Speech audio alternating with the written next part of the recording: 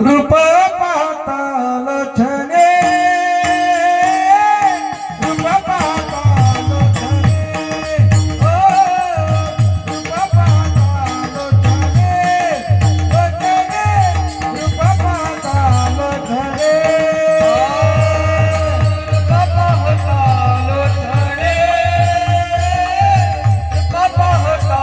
पाताल छने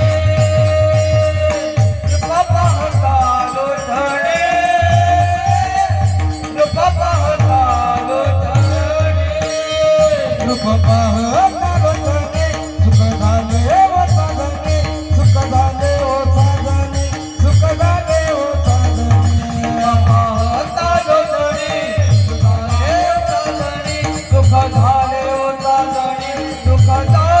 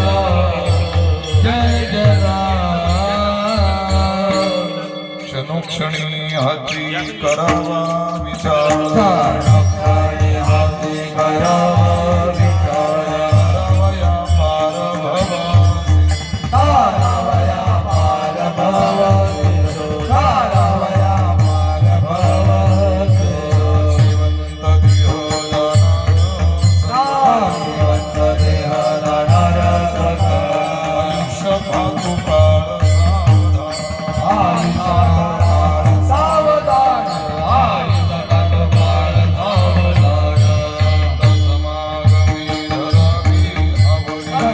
समागमी धरावी आवडी करावी ताकवी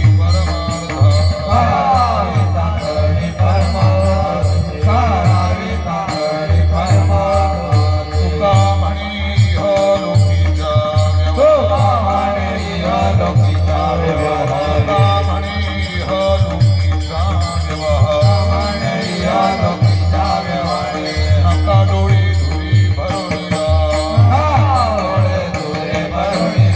नका डोळे धुरी भरून सेवंत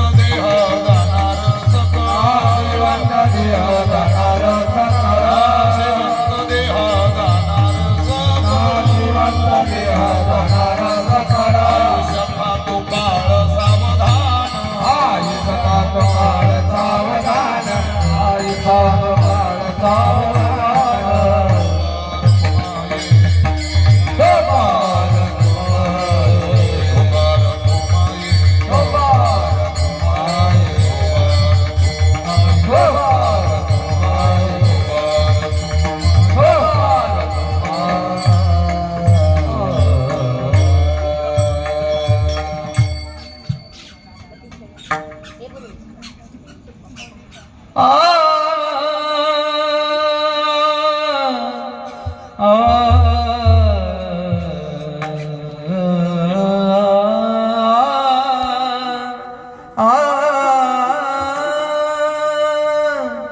क्षणक्षणी हाती करावा विचार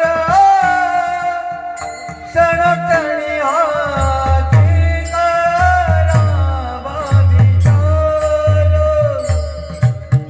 क्षणक्षणी हाती करावा विचार क्षणक्षणी हाती करावा विचार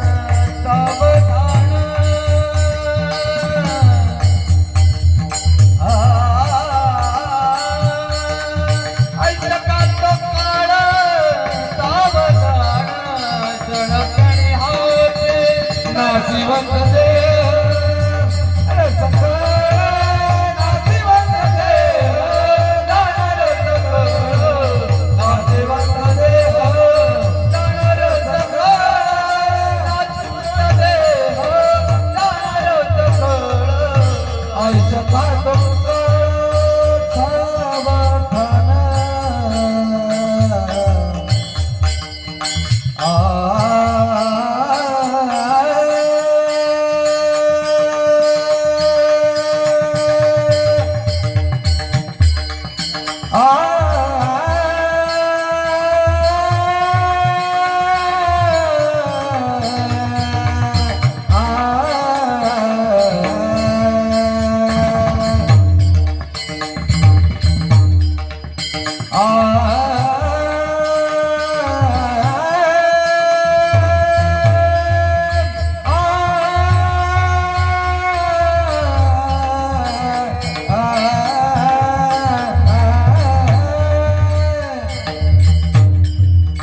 आईच्या काठोर सावधान आईच्या काठोर सावधान नाशिवंत देह जाणार सकळ नाशिवंत देह जाणार सकळ नाशिवंत देह जाणार सकळ नाशिवंत देह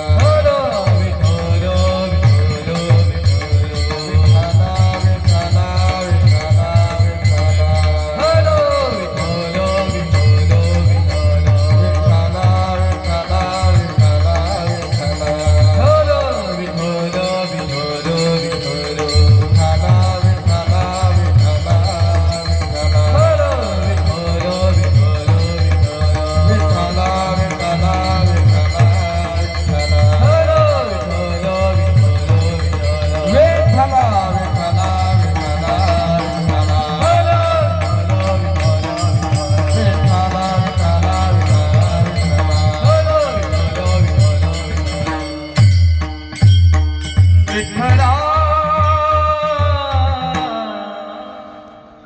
क्षणोक्षणी हाचे करावा विचार आवाज द्या मला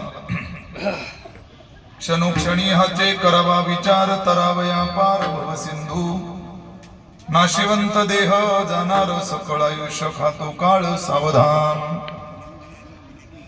संत समागमी धरावी आवडी करावी तातडी परमार्थाचे नाशिवंत देह जाणार सकळ आयुष्य खातो काळ सावधान तुका म्हणे इहलोकीच्या व्यवहारे तुका म्हणे इहलोकीच्या व्यवहारे नका डोळे धुरे भरुणी राहू नाशिवंत देह जाणार सकळ आयुष्य खातो काळ सावधान पांडुरंगा करुणा मन मन पांडुरंगा करुणा मन मन पांडुरंगा करुणा मन मन पांडुरंगा करुणा मन मन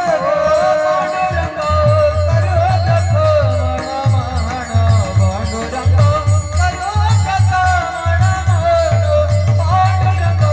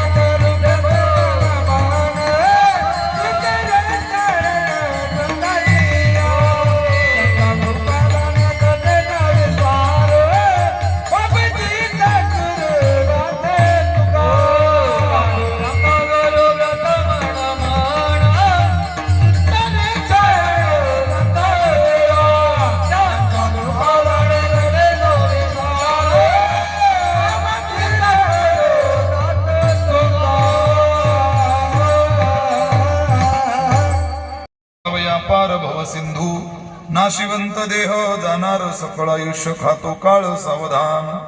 प्रस्तुत प्राप्त संगी प्राप्त स्थळी कीर्तन रूपे सेवेकरिता निवडलेला अभंग देहूचे सुप्रसिद्ध साधू जगतवंदनीय संत श्रेष्ठ वारकरी संप्रदायाचा परमोच्च मानबिंदू मानले जाणारे, एवढंच नाही तर ज्यांच्या काव्याला पंचमवेद म्हणून मान्यता मिळावी, काळाच्याही माथ्यावर पाय ठेवून सदैव वैकुंठ गमन करणारे संत श्रेष्ठ जगद्गुरु तुकोबाराई यांचा 4 चरणाचा अत्यंत महत्वाचा तुमच्या माझ्यासारख्या जीवाला उपदेश करणारा अत्यंत महत्वाचा अभंगाच्या या कीर्तन रूपी सेवेकरिता मी आपण समोर उपस्थित केलेला आहे. चिंतनाला आरंभ करण्यापूर्वी थोडासा परिहार देणं उचित ठरेल. या वेहेळे गावातील श्री बाळाराम नारायण पाटील यांच्या पत्नी श्री अविनाश बाळाराम पाटील, ज्योती मंगेश ओवाळ, आरती राजेश चौधरी आणि पूजा केदार पांडव यांच्या मातोश्री अर्थात कैलासवासी मंजुळा बाळाराम पाटील यांना काही दिवसांपूर्वी भगवान परमात्म्याची आज्ञा आली आणि त्या इहलोक सोडून पुढील प्रवासाला निघून गेल्या.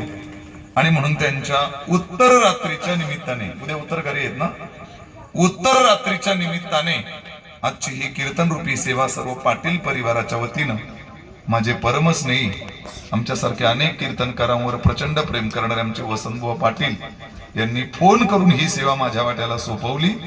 आणि या निमित्तानं का होईना या वेहेळे गावामध्ये मला येण्याचा योग प्राप्त झाला. तुम्हा सर्व भाग्यवंतांचं मला दर्शन झालं, मी माझं परम भाग्य समजतो. खूप गुणजन मंडळी आजच्या कार्यक्रमाला उपस्थित आहेत. आदरणीय हरिभक्तीपरायण माझे परमस्नेही म्हणजे परम मित्र फुलाजी महाराज देखील आवर्जून, त्यांना कळलं महाराजांची या ठिकाणी सेवा आहे आणि लगेच या ठिकाणी ते हजर झाले, तेव्हा त्यांनाही मनापासून या ठिकाणी त्यांचं स्वागत आभार व्यक्त करतो. त्याचप्रमाणे माझे सर्व सहकार्य गायनाचार्य गुरुनाथ महाराज धसाडे, गायनाचार्य राजेश महाराज सासे, मृदंगाचार्य हरिभक्तीपरायण युवराज महाराज सोनारे, माझे सहकारी आमचे गणेश दादा, आदी करून आपण सर्वच गुणीजन मंडळी तुम्हा सगळ्यांच्या चरणा अरविंदी पुन्हा पुन्हा पुन्हा पुन्हा पुन्हा पुन्हा या व्यासपीठावरून वंदन करतो. आणि मर्यादित वेळेमध्ये या अभंगाचा भाव मी आपल्या समोर मांडण्याचा प्रयत्न करतो. विठाला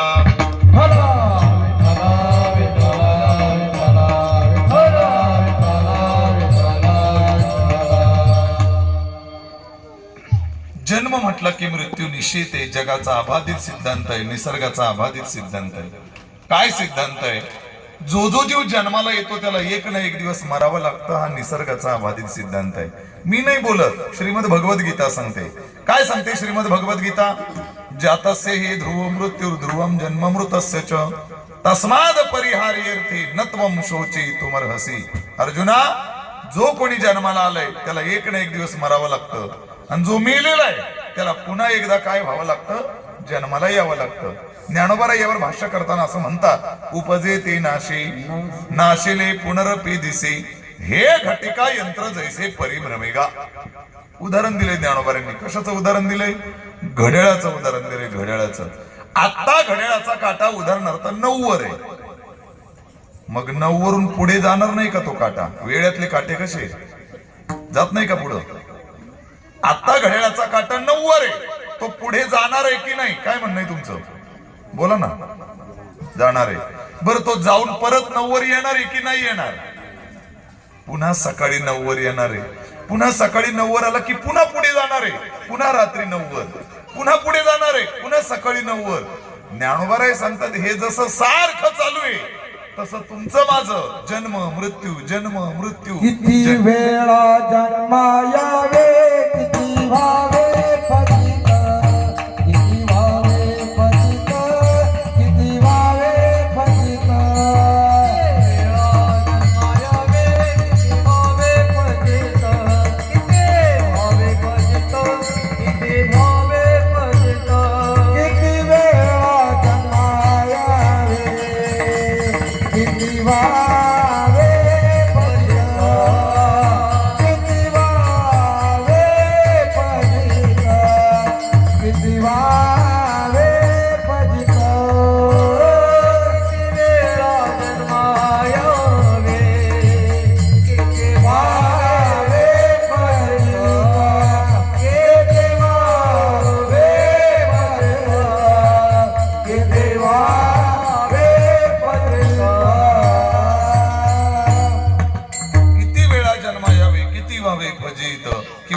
गणित नाही जी दातारा. किती वेळा जन्माला आलो याच्या अगोदर माहित नाही, किती वेळा मरणार आहोत माहित नाही, आणि पुन्हा किती वेळा जन्माला येणार आहोत माहित नाही. गणित नाही जी दातारा. जसं पुन्हा जन्म पुन्हा मृत्यू हा निसर्गाचा अबाधित सिद्धांत आहे, कुणालाच याला छेद देता येत नाही. मृत्यू किती अटळ आहे सांगतो तुम्हाला, ऐका बारी, ऐका बारी. हे इथल्या लोकांना स्टेशन लोकल म्हणजे लोकलने जायचं असेल तर कोणतं स्टेशन? डोंबिवली किंवा कल्याण, काही हरकत नाही. वेळातली लोक फुलाजी महाराज कल्याण स्टेशनवर गेली आणि कल्याण स्टेशनवर गेल्यानंतर ती तिकीट काढतात, तिकीट. आणि ते तिकीट देणाऱ्याला काय म्हणतात बघा, मला दादर रिटर्न द्या. काय म्हणतात ते? मला दादर रिटर्न द्या. अरे लोकल अजून आली सुद्धा नाही, तू लोकल मध्ये अजून बसला सुद्धा नाहीस, लोकल दादरच्या दिशेने तुझा प्रवासही अजून सुरू झाला नाही, आणि तरी तू अगोदरच दादर रिटर्नची भाषा करतोस. काय याचं उत्तर आहे? याचं उत्तर एकच आहे, त्याला माहिती आहे दादरला मी माझ्या कामाकरता चाललोय, माझं काम झालं की मला पुन्हा याच कल्याण स्टेशनला काय करायचंय? उतरायचंय. आणि म्हणून कल्याणच्या दादरच्या दिशेनं प्रवास सुरू होण्याच्या अगोदरच तो जसं रिटर्न तिकीट काढून ठेवतोय, सेम सेम तुमच्या माझ्या जीवनाचा प्रवास सुरू होण्याच्या अगोदर ईश्वरानं पहिल्यांदा आपलं रिटर्न तिकीट बुकिंग करून ठेवलेलं आहे. हे मात्र कदापिच विसरू नका. प्रत्येकाला जावं लागतं या जगामध्ये, प्रत्येकाला जावं लागतं. जन्म म्हटला की मृत्यू निश्चित आहे, मरावा लागेल, मेल्याशिवाय पर्यायच नाही. बघा, मेल्याशिवाय पर्याय नाही. पण तरी या वेळेतली काही माणसं अशी म्हणतील, महाराज काय बोलता तुम्ही, मारावं लागेल, मारावं लागेल, मारावं लागेल. अरे आता आमच्याकडे पाहिजे तेवढा पैसा आहे, पाहिजे तेवढी मोठी मोठी हॉस्पिटल आहे, पाहिजे तेवढे मोठे मोठे डॉक्टर आहेत, पाहिजे तेवढी मोठी मोठी मेडिकल्स आहेत, पाहिजे तेवढी टेक्नॉलॉजी पुढे गेलेली आहे, पाहिजे तेवढे मोठं मोठं सगळं काही आमच्याकडं. आम्हाला फक्त आमचं मरण केव्हाय एवढं फक्त जर कळालं ना, तर आम्हाला आमचा मृत्यू चुकवता येईल. चुकू आम्ही आमचं मरण, असं कदाचित हे वेळेतली लोक बोलतील. तर अशा लोकांना माझं उत्तर आहे, दादांनो, अरे आपल्याला तर माहीतच नाही की आपण केव्हा मरणार आहोत, पण ज्यांना त्यांचा मृत्यू केव्हाय हे अगोदर माहिती होतं, पण तरी देखील त्यांना त्यांचा मृत्यू काय करता आला नाही, चुकवता आला नाही. मोजकी उदाहरणं सांगतो, वेळ कमी आहे. 11च्या आत मला कीर्तन सोडायचे, ऐका बरी.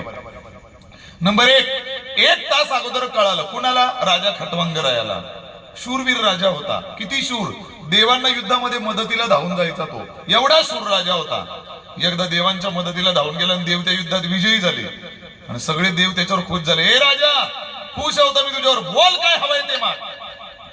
काय नको म्हणले सगळे, मला अरे खुश आहे तुझ्यावर, तुझ्यामुळे युद्ध जिंकलो आम्ही, बोल काय हवंय ते माग. ठीक आहे म्हणले, मग एक काम करा, माझं आयुष्य किती शिल्लक आहे तेवढं सांगा म्हणले, बस मला दुसरं काही नको.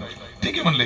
देवांनी त्याचं आयुष्य बघितलं तर दुर्दैवाची बाब, फक्त 1च तासाचं आयुष्य त्याचं काय राहिलं होतं, शिल्लक राहिलं होतं. पण 1 तास अगोदर आपला मृत्यू कळूनही राजा खटवंगरायाला आपला मृत्यू काय करता आला नाही, चुकवता आला नाही. चला पुढे. 7 दिवस अगोदर कळालं होतं कुणाला? राजा परीक्षित. 7 दिवस अगोदर कळालं होतं. सगळ्यांना कदाचित कथाभाग माहिती असेल की त्या शमीक ऋषींचा मुलगा शृंगी ऋषी, त्याचा शाप बसला राजाला. राजा, येणाऱ्या 7व्या दिवशी तक्षक नावाचा साप चावून तुझा मृत्यू होणार आहे.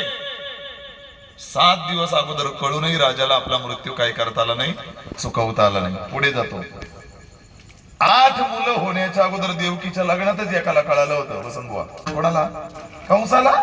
त्या कंसाला सगळ्यांना माहितीये, देवकी आणि वसुदेवाचं लग्न, लग्नाची वरात होती आणि त्या लग्नाच्या वरातीमध्ये आकाशवाणी झाली होती, अरे ज्या बहिणीचं एवढं कोड कौतुक करतोस, पण त्याच बहिणीपासून होणारा 8वा मुलगा तुझा काळ म्हणून जन्माला येणार, तुला मारणार आहे. लग्न चालू आहे तिचं आणि तिच्या कितव्या मुलापासून धोका होणार होता? 8व्या. कालावधी झाला किती, पण एवढा कालावधी अगोदर कळूनही राजा कंसाला आपलं मरण चुकवता आलं नाही. चला पुढे जातो, शेवटचं उदाहरण म्हणतो, ऐका बारी. राजा रावणाला कितीतरी पिढ्या अगोदर कळालं होतं, पिढ्या पिढ्या बोलतो मी, कितीतरी पिढ्या आपला मृत्यू कळाला होता कोणाच्या हातून होणार आहे. कसा कळाला होता ऐका. ही जी 7वी आहे ना, 7वी, ती 7वी रोज राजा रावणाचे पायच्या पायचं काय करायची, काम करायची. 7वी म्हणजे या महिलांची भांडणं झाल्यावर ते एकमेकीला 7वी बोलतात. ती 7वी नाही, ती 7वी नाही. मग कोणती 7वी? इकडे 5वी करतात का बाळाची? आहे का? नाही करत. आमच्याकडं बाळ जन्माला आल्यानंतर 5व्या दिवशी बाळाची 5वी पूजतात, त्याला पाटा पूजण्याचा विधी म्हणतात. करतात का नाही? तुम्ही 3ऱ्या दिवशी करता. आता आमच्याकडे 5व्या दिवशी करतात. प्रत्येक भागाभागात पद्धत वेगवेगळी असते. हे कोणता तालुका आहे? हे भिवंडी तालुका आहे. आमचा तिकडे शहापूर तालुका. पर कसाऱ्याच्या टोकाकडे आम्ही राहतो, त्याच्यामुळे कदाचित थोडाफार पद्धतीमध्ये रीतिरिवाजामध्ये कदाचित थोडाफार फरक असेल. आता आमच्याकडे मेल्यावर माणसं जळतात, तुमच्याकडं हा काय? हा म्हणजे मेल्यावरच जळतात ना. घाबरलो ना मी, इकडे काही उत्तर देत नाही त्याच्यामुळे. ए दीदी, तू तू उभी राहा दीदी, उभी राहा दीदी. काय नाव बेटा तुझं? अस्मिता, हर्षिता, हंसिका. हंसिका, वा काय नाव आहे या पोरीचं. दीदी माझ्याकडे बघ, लाजू नको बाई, काही करत नाही मी तुला. माझ्याकडे बघ दीदी, जेवायला बसल्यावर काय वाढतात ग तुमच्याकडे अगोदर? हा म्हणजे काय वाढतात? पण काय, कुठला पदार्थ वाढतात? काय वाढतात जेवायला बसल्यावर अगोदर?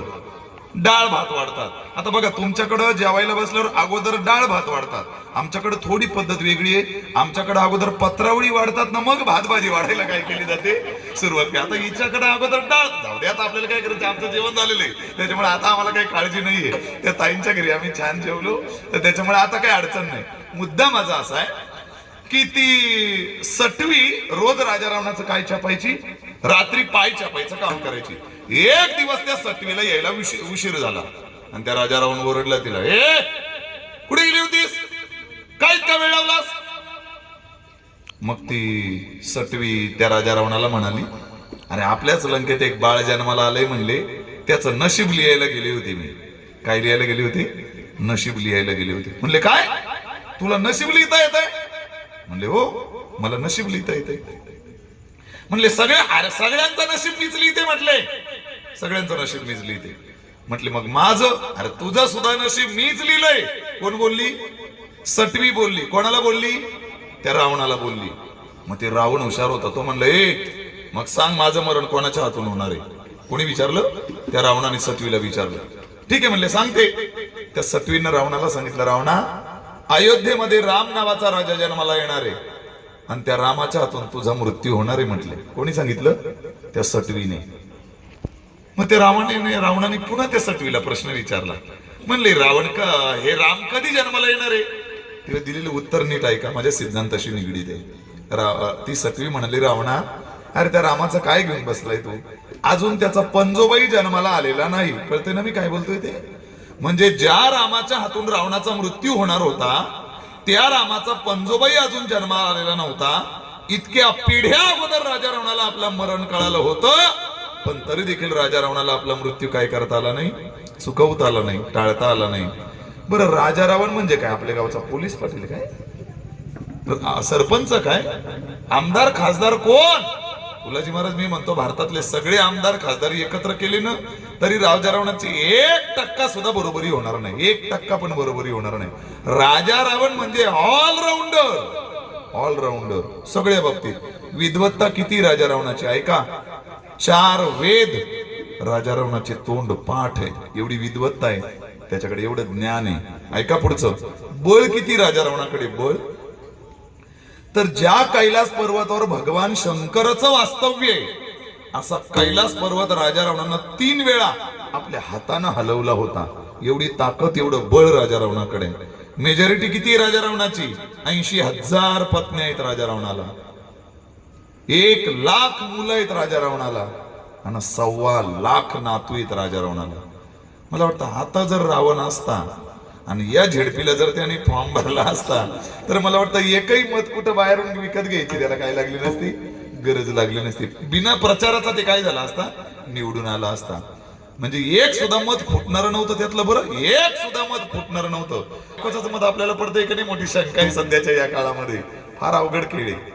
ऐका, आता नाशिकची महापालिकेच्या निवडणुका झाल्या बघा.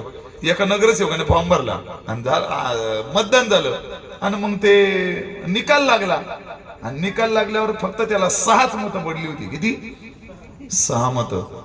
गेली महिनाभर ते विचार करतय, माझ्या घरात 9 मतं आहेत, 3 मतं फुटली कोण माझ्या घरातली. म्हणजे आपण उभं राहिल्यावर आपल्या घरातलं सुद्धा मत आपल्याला पडेल की नाही सांगता येत नाही. राजा रावणाची जेवढी मेजॉरिटी सांगितली ना, एक सुद्धा मत फुटणार नव्हतं, एक सुद्धा मत. एवढी मेजॉरिटी राजा रावणाकडे. श्रीमंती किती ऐका नीट. ही काशाची, विटाची, पितळची, मातीची किती घर आहेत यात नवल नाही. तुकाराम महाराज बोलतात 7 कोटी घरं राजा रावणाच्या लंकेत सोन्याची आहेत, म्हणून सोन्याची लंका म्हणायची त्याला. 7 कोटी घरं सोन्याची आहेत. काय भाव चालू आहे आता सोन्याला? काय भाव चालू आहे? नाही घेतलं एवढ्यात तुम्ही? हा, काय भाव चालू आहे ताई? काय किती किती? 1.55. मी 1.50 पकडू का राऊंड फिगर? थोडं हिशोबाला बरं पडेल म्हणून दादा. काय हरकत आहे का तुमची? काय हरकत नाही, ठीक आहे, काय हरकत नाही. 1.50 पकडतो. 1.50 तोळा म्हणजे 10 ग्रॅम. जर 1,50,000 10 ग्रॅमचे, तर 100 ग्रॅमचे किती? 100 ग्रॅमचे असू दे. गणिताच्या तासाला झोपा काढल्यात तुम्ही, त्याच्यामुळे मलाच उत्तर सांगायला लागेल. 15 लाख रुपये. किती? 15 लाख. 1.5 लाख जर 10 ग्रॅमचे, तर 100 ग्रॅमचे किती? 15 लाख. 15 लाख. ऐका बारीक. जर 100 ग्रॅमचे 15 लाख, तर मग 1,000 ग्रॅमचे किती? 1.5 कोटी. 1.5 कोटी रुपये. किती? 1.5 कोटी. नीट उत्तर आहे का माझं? गणित आहे आणि या गणिताशी मला मृत्यूचं गांभीर्य आपल्या लक्षात आणून द्यायचंय. नीट आहे का बारीक? आजच्या या घडीला 1 किलोचा सोन्याचा अप टू डेट भाव आहे 1.5 कोटी रुपये. 1,50,00,000 रुपये किलो आजच्या या घडीला सोन्याचा भाव आहे. मी अजून एक प्रश्न आपल्याला विचारतो. ही घराला अंदाजे आपण वीट वापरतो, अंदाजे किती किलोची असेल बरं? अंदाजे एक वीट किती? अंदाजे किती? 4 किलो. 3. काय करू? किती पकडू? 3च पकडतो. बरं, याचं म्हणणं आहे 3च पकडा, 3 पकडतो, काय हरकत नाही. ऐका नीट माझं उत्तर आता बारीक. आजच्या या घडीला सोन्याचा 1 किलोचा अप टू डेट भाव आहे 1,50,00,000 रुपये किलो. मग राजा रावणाची 7 कोटी घर फुलाजी महाराज जर सोन्याची होती, त्याची एक सोन्याची वीट 3 किलोची जर आपण पकडली, एक वीट सोन्याची 3 किलोची, तर 1.5 कोटी रुपये 1 किलोचे, तर 3 किलोचे किती झाले? 4.5 कोटी. आता नीट ऐका माझं उत्तर बरं.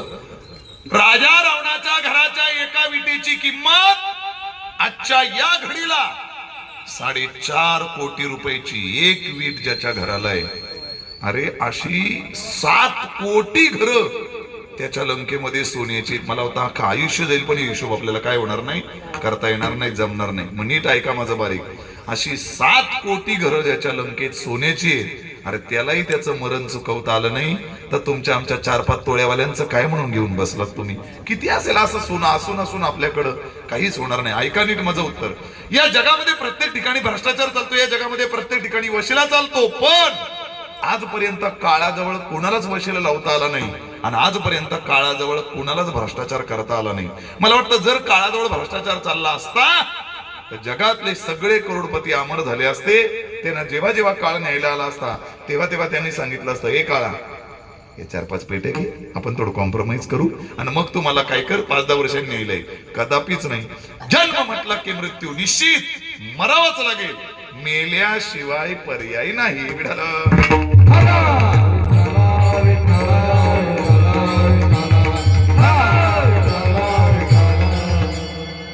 एकदा तिकडे इगतपुरी साईडला कीर्तनाला गेलो होतो आणि कीर्तनाला गेलो असताना हे असंच माझं फुलाजी महाराज उत्तर रात्रीचं कीर्तन होतं आणि असंच बोलत होतो मी कीर्तनामध्ये, अरे मरावं लागेल. आणि बोलता पटकन माझ्या तोंडात एक वाक्य निघालं, हे दादांनो, अरे या गावातल्या याच आजी गेल्यात असं काही नाही. या गावात जेवढी लोक शिल्लक आहे त्यांनाही एक ना एक दिवस काय करावं लागणार आहे, मरावंच लागणार आहे. असं बोललो त्या कीर्तनात मी. तिथं एक आजी गेल्या होत्या आणि तिच्या उत्तरात्री निमित्त कीर्तन होतं. असं बोलल्याबरोबर लोकांचे डोळे पाणावले, अश्रू आले लोकांच्या डोळ्यात, रडायला लागले लोक. लोकांनी विचार केला असेल, खरंच काय खरं या आयुष्याचं, याच्याशी भान त्याच्याशी भान, याला वाईट हो त्याला वाईट हो, हे कमव ते कमव, सगळं कमवून ठेवायचं नाही, एका क्षणात सगळं जागेवर सोडून निघून जावं लागतंय, काय खरं या जीवनाचं. या भावनेनं लोक रडायला लागली. सगळी लोक कीर्तनात रडत होती. समोर एक बाई बसली होती, ती मात्र हसायला लागली. मला आश्चर्य वाटलं, सगळी लोक कीर्तनात रडतात, एकटीच बाई का बरं असते. मला राहावलं नाही फुलाजी महाराज. मी तिला विचारलं, ताई का बरं असता तुम्ही? त्या ताईने मला उत्तर दिलं, म्हणले मी का बरं रडू? अगं बाई नको रडू, पण तुला हसायला काय झालं? म्हणले महाराज तुम्हीच तर आता म्हणाले. मी म्हणालो काय म्हणालो? अरे तुम्हीच आता म्हणाला की या गावातली जेवढी लोक शिल्लक आहे त्यांना एक ना एक दिवस काय करावं लागणार आहे, मरावंच लागणार आहे. म्हणून म्हणलं हो त्यात खोटं ते काय, मरावंच लागेल. पण मग यात तुला हसायला काय झालं? म्हणली या बाया मी या गावातली नाही तर मी कायला रडू म्हणले. आता मी या गावातली नाही मी कायला रडू म्हणजे वेड्याला नियम वेगळा आहे ना, तिकडे काय पिंपळनेरला काय नियम वेगळा आहे, खर्डीला काही नियम वेगळा आहे, भिवंडीला काही नियम वेगळा आहे. अरे दादा जन्म म्हटला की मृत्यू निश्चित, मरावंच लागेल, मेल्याशिवाय पर्याय नाही. गरुड पुराण वाचा तुम्ही. गरुड पुराण, गरुड पुराणामध्ये कथा आली, गरुडाची आई आजारी पडली आणि गरुडाची आई आजारी पडली. आता आजारी पडल्यावर आपल्याकडे पद्धत आहे, लोक बघायला येतात नातेवाईक, फळं, सफरचंद, नारळ पाणी, बिस्किट पुढे घेऊन. कधी आजारी पडल्यावर इकडं नाकात नळी, तोंडात नळी, त्याला काहीच खाता येत नाही, चाललेत नारळ पाणी आणि ते बिस्किट पुढे घेऊन. त्यापेक्षा चांगलं, जोपर्यंत माणूस चांगला आहे तोपर्यंत एकामेकाला भेटा, प्रेम द्या, काही न्यायचं असेल न्या, एकत्र बसून गप्पा मारा, खा. आणि ते काहीच करता येत नाही, ते नुसतं टुळू टुळू बघतंय आणि चालले ते नारळ पाणी आणि ते सफरचंद घेऊन. काही उपयोग नाही त्याचा, बरोबर, काहीच उपयोग नाही. ऐका बारी, आता गरुड हे विष्णूचं वाहन आहे आणि त्याची आई आजारी पडले म्हणून स्वर्गातले अनेक देवदेवता त्या गरुडाच्या आईला बघायला यायचे. मग संध्याकाळी गरुड घरी आला, चर्चा चालायची, आज येऊन गेला, असते येऊन गेला वगैरे वगैरे. एक दिवस संध्याकाळी गरुडजी घरी आले आणि आईचा चेहरा पडलेला दिसला. आई का असा चेहरा पडून बसलीस तू, काय झालंय? काय नाही म्हणले, आज यम येऊन गेला, यम येऊन गेला. येऊ दे म्हणले, त्यालाही वाटलं असेल गरुडाची आई आजारी आहे, सगळे देव येऊन बघून जातात, मलाही जाऊन बघून येऊ दे. अरे नाही म्हणले, जाताना हसून गेला. ते यम हसतो, बरं लक्षात ठेवा. दोघांना यम दिसतो, नीट ऐकून ठेवा बारी. दोघा जणांना यम दिसतो. कोणाला? एक ज्या व्यक्तीला तो न्यायला आलाय त्याला यम दिसतो आणि दुसरं गावातल्या कुत्र्यांना यम दिसतो. म्हणून बघा, जर काहीही कारण नसताना गावातली कुत्री जर का रडायला लागली, इवळायला लागली, समजायचं आज गावात काहीतरी अघटित घटना घडणार आहे. एवढं लक्षात ठेवा. त्यामुळे कुत्र्यांना यम दिसतो. हसून गेला म्हणले यम, काहीतरी गडबड आहे, मला हलव म्हणले, कुठेतरी लपव म्हणले मला. आई कशाला काळजी करते तू? अगं देवाला कुठे कुठं फिरवतो मी, तू तर काय, चल म्हणले बैस माझ्या पाठीवर, अशा ठिकाणी नेऊन ठेवतो. यम काय म्हणले, यमाच्या बापाला तिथं पोहोचता येणार नाही. बसली त्या गरुडाच्या पाठीवर त्याची आई आणि निघाले. अशा एका गुहेमध्ये लपून ठेवलं, अशी गुहा का जिथे चिट पाखरू देखील पोहोचणार नाही, मुंगीलाही पोहोचता येणार नाही, अशा गुहेमध्ये नेऊन ठेवलं. उतरवलं आईला त्या गुहेमध्ये खाली. जसं खाली त्या गुहेत उतरवलं पाठीवरून, असा यम समोर हजर होता आणि हसायला लागला यम. ते गरुड म्हणाला, यमराज तुम्ही इथे? म्हणले हो. आणि हसता का बरं तुम्ही? तेव्हा दिलेलं उत्तर नीट ऐका. काय दिलं उत्तर ते यमाने? यमराज म्हणाले, गरुडा तुझ्या आईचं मरण या गुहेत लिहिलेलं होतं म्हणले, आणि गेली 6 महिने मी विचार करतोय कोणत्या निमित्तानं तुझ्या आईला गुहेत घेऊन जायचं. बरं झालं म्हणले, तू स्वतःहूनच तुझ्या आईला इथं घेऊन आलास आणि माझं काम तू काय केलंस, हलकं केलंस. त्याच क्षणी गरुडाच्या आईचा काय झाला, तिथे मृत्यू झाला. लक्षात ठेवा. म्हणून मृत्यू हा अटळ आहे राजाओ, चुकवता येत नाही, चुकवताच येणार नाही. मी अजून एक उदाहरण सांगतो पटण्याकरता. एका माणसाला यम न्यायला आला, यम, आणि यम त्याला म्हणला, ए चल आवर म्हणले, झालं तुझं संपलाच. म्हणले, कोण तुम्ही? कोण तुम्ही म्हणजे? यम आहे मी. बरोबर बसा म्हणले. एवढ्या लांबून आला, चहा पाणी नाश्ता जेवण काही करा ना, मग जाऊ म्हणले. आता न्यायला चालत म्हटलं जायला लागेल. हे चहा पाणी नाश्ता कोणाचा घेत नाही म्हणले मी, चाल. ते पुन्हा आग्रह करायला लागला, बसा तर खरं म्हणले, चहा तर घ्या माझ्या घरी. ते यमाला आश्चर्य वाटलं, अरे एवढ्या लोकांच्या घरी रोज मी जातो, साधं बस कोणी मला म्हणत नाही, आणि हे माणूस एवढा चहा नाश्त्यासाठी आग्रह करते, काहीतरी घेतलं पाहिजे म्हणले याच्या घरी. हे चहा ठेव म्हणले पटकन, मग वेळ नाही, फार मोठी यादी म्हणले आज माझी, फार लोकांना न्यायचंय. बसला यम त्या सोप्यावर आणि ते माणूस गेला आतमध्ये चहा ठेवायला. पण हुशार होता ते, त्यानं चहा तयार केला आणि त्या चहामध्ये गुंगीचं औषध टाकलं. गुंगीचं औषध टाकलं, कपामध्ये तो चहा भरला आणि चहा त्याला आणून दिला. यमाने तो चहा पिला. चहा पिल्याबरोबर ते गुंगीचं औषध टाकल्यामुळे त्याला ती चक्कर आली आणि त्या सोप्यावरच पडला तसा. हे माणूस एवढा हुशार होता, त्या यमाकडचा लॅपटॉप, ते आधुनिक कॅमेरा होता म्हणून त्या यमाकडचा लॅपटॉप हिसकावून घेतला, ओपन केला लॅपटॉप, आजची डेट टाकली. आजच्या डेटला या लिस्ट मध्ये माझं नाव किती नंबरला येते त्याला बघायचं होतं. ओपन केलं, आजची डेट टाकली, आजची लिस्ट ओपन झाली. आणि काय आश्चर्य, पहिल्याच नंबरला त्याचं नाव होतं.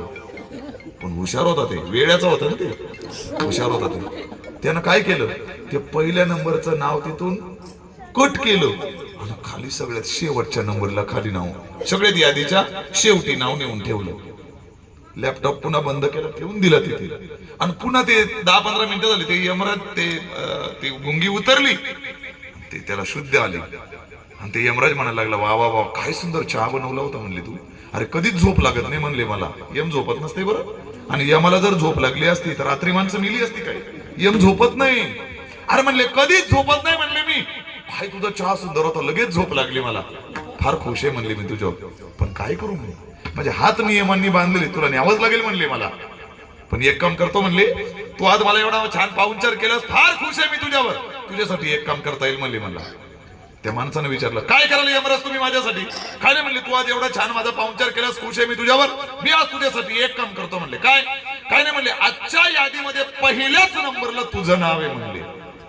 पण मी आज एक काम करतो, आज यादीची सुरुवात पहिल्या नंबर पासून न करता खालच्या नंबर पासून करतो म्हणले. येते ना लक्षात मी काय बोलतोय ते. माझा मुद्दा एकच आहे, हा काल्पनिक दृष्टांत आहे. यम काही लॅपटॉप घेऊन येत नाही, फक्त मुद्दा माझा काय आहे नीट ऐका, नीट ऐका. तुम्ही मरण कितीही चुकवण्याचा प्रयत्न करा, मरण तुमच्या जवळच असतंय. तुम्हाला सोडून मरण कधीच जात नाही. उदाहरण दिले संत महात्म्यांनी. काय उदाहरण दिले ऐका. तो बोका असतो ना, बोका, तो बोका त्या उंदरावर जसा टपलेला आहे, कधी उंदीर बाहेर येतोय आणि कधी तो तोंडात तो उंदीर घेऊन जाये बोका, पाहतो उंदीर घेऊन जाये बोका, पाहतो उंदीर घेऊन जाये बोका, पाहतो उंदीर घेऊन जाये बोका, पाहतो उंदीर घेऊन जाये बोका, पाहतो उंदीर घेऊन जाये बोका, घेऊन जाय बोका, वाहतो उंदीर घेऊन जाय बोका. दैसा काळ लोका देत दे, दैसा काळ लोका देत दे, वाहतो उंदीर घेऊन जाय बोका, वाहतो उंदीर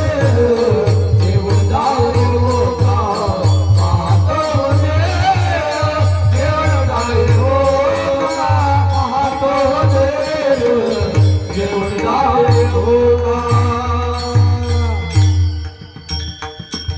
पाहतो उंदीर घेऊन जाय बोका, तैसा काळ लोकांनी तसे.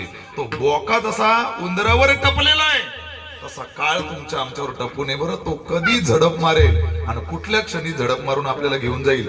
बऱ्याचदा घटना आपण ऐकतो, हातातला घास कदाचित कधी कधी काय राहतो, हातातच राहतो आणि माणसाचा जीव निघून जातो. म्हणून ध्यानात ठेवा, मृत्यू हा अटळ आहे. चला, मला आपल्याला असं पटवून द्यायचंय की आमचा जन्म झालेला आहे आणि येणारा मृत्यू देखील आमचा काय आहे, निश्चित आहे, ठरलेलाच आहे. अरे पण मग जन्मापासून ते मृत्यूपर्यंत जे मधलं जीवन आम्हाला मिळालंय, जे आयुष्य आम्हाला मिळालंय, त्याच्यात नेमकी आम्ही करायचंय काय, हा प्रश्न कधीच आपल्याला पडत नाही. कळतंय मी काय बोलतोय ते. आमचा जन्म झालेला आहे, येणारा मृत्यू देखील आमचा निश्चित आहे, कधी ना कधी आम्ही मरणारच आहोत.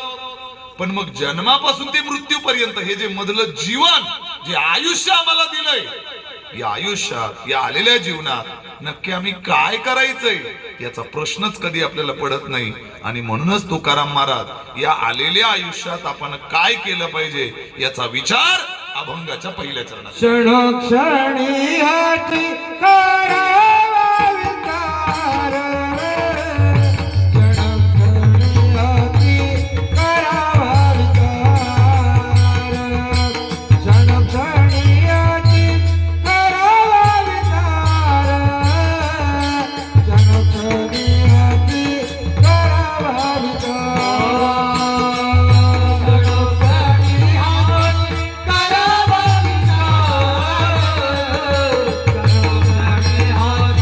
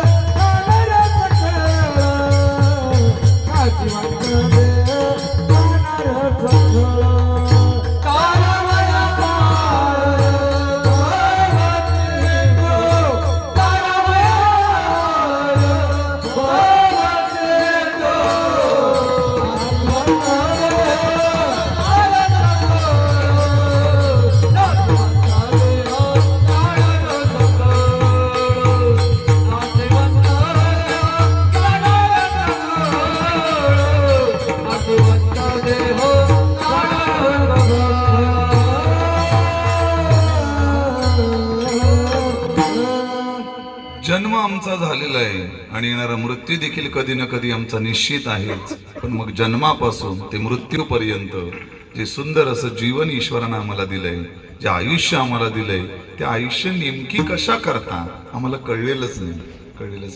आपण वेगळ्या गोष्टीला कर्तव्य मानून बसलो. बघा, एखादा बंगला बांधला आणि मग ते वास्तुशांती ठेवतात ना, आमच्यासारख्या कीर्तनकाराला बोलवतात कीर्तनाला, वास्तुशांतीला, आणि मग ते माणूस समजत महाराज 1.5 कोटी लागले, बरं 1.5 कोटी, बस एवढीच एक इच्छा होती, माझं कर्तव्य आता पूर्ण झालं. अरे राजा, बंगला बांधणं तुझं कर्तव्य नाही, तो तुझा व्यवहार आहे. तुझं कर्तव्य फार काहीतरी वेगळं आहे. दुर्दैवानं आपण सगळी माणसं आपल्या कर्तव्याला आपण विसरलो. बघा, कर्तव्याला विसरलो. शेवटच्या मुलीचं लग्न असलं का मग ते शेवटच्या लग्न झालं का मग तो बाप म्हणतो बस माझं आता कर्तव्य पूर्ण झालं. अरे दादा, मुलांची लग्न करून देणं तुझं कर्तव्य नाही, तो तुझा व्यवहार आहे. तू जन्माला घातलीस, तुलाच लग्न करावी लागतील. तुझं कर्तव्य माणूस म्हणून जन्माला आल्यानंतर आपलं कर्तव्य काहीतरी वेगळं आहे, हे दुर्दैवानं आम्ही विसरतो. आणि म्हणून तुकाराम महाराज काय नक्की केलं पाहिजे याकरता या अभंगात मार्गदर्शन करतात. काय बोलले तुकाराम महाराज? क्षणोक्षणी हाची करावा विचार, तरावया पार भव सिंधू. जगद्गुरु तुकोबारे बोलले क्षणोक्षणी तुम्ही विचार करा. मग क्षणोक्षणी विचार करा म्हणजे लोक विचार करत नाही. आताही तुम्हाला काय वाटतं, इथं सगळी लोक कीर्तनात बसले, काय फक्त कीर्तनाचा विचार आहे? सगळी लोक विचार करतात, कोण विचार करत नाही? प्रत्येकाचा विचार चालू आहे. आता ज्या महिला घराला कुलूप लावणार आहेत ना, कुलूप फुलाजी महाराज, त्या विचार करत असतील कधी संपतानी एकदाच जाते, मग कुलूप खेचून बघितलं नाही, लागलंय का नाही देव जाणो. म्हणजे बसले कीर्तनाला, झटके मारते तिकडे कुलूपाला. कसं कीर्तन ऐकणं होईल मला सांगा तुम्ही? होणार नाही कीर्तन ऐकणं. लक्षात ठेवा, प्रत्येक मनुष्याचा विचार चालूच आहे. मग प्रत्येक मनुष्याचा जर विचार काही ना काही चालू आहे, तरी तुकाराम महाराज विचार करा का बरं बोलले असते? त्याचं कारण असं आहे, विचार सगळेच जण करतात, कोण करत नाही विचार? फक्त जो विचार करायला पाहिजे तो विचार करत नाही ना, नको तो केल्याशिवाय. स्वभाव आहे मनुष्याचा. काय मनुष्याचा स्वभाव आहे? ऐका बारे. चांगला विचार आपल्याला पटत नाही आणि वाईट विचार पटल्याशिवाय राहत नाही. मी पटवून देतो, आपल्याला पटवून देतो. कीर्तन चांगलं का वाईट? बोला ना जरा, बोला. काय हप्ते पडले नाही का एवढ्यात तुमचे? बोला ना, का बरं नाराज आहेत तुम्ही? बोला जरा. मग कीर्तन चांगलं का वाईट? कीर्तन चांगलं. कीर्तन चांगलं असून देखील कीर्तनाला हाऊसफुल असा बोर्ड कधीच लागला जात नाही. आणि तमाशा चांगला की वाईट? काही डाऊट आहे काय तुमच्या मनामध्ये? वाईट म्हणावं का काय नाही म्हणावं? सांगा, तमाशा चांगला की वाईट आहे? वाईट आहे. पण तरी त्या तिकीट देणाऱ्याला जाहीर करलं होतं, हे झाला आता येऊ नका, आता हाऊसफुल झालं, संपली तिकीट आता.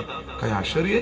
सज्जनो, चांगली गोष्ट आपण लवकर स्वीकारत नाही आणि वाईट गोष्ट स्वीकारल्याशिवाय राहत नाही. दूध किती चांगलं आहे, दूध ज्ञानोबाराय बोलतात, पाहे पा दूध पवित्र आणि गोड, पासी त्वचेची या पदराड ज्ञानोबाराय बोलतात. दूध गोड आहे, पवित्र आहे.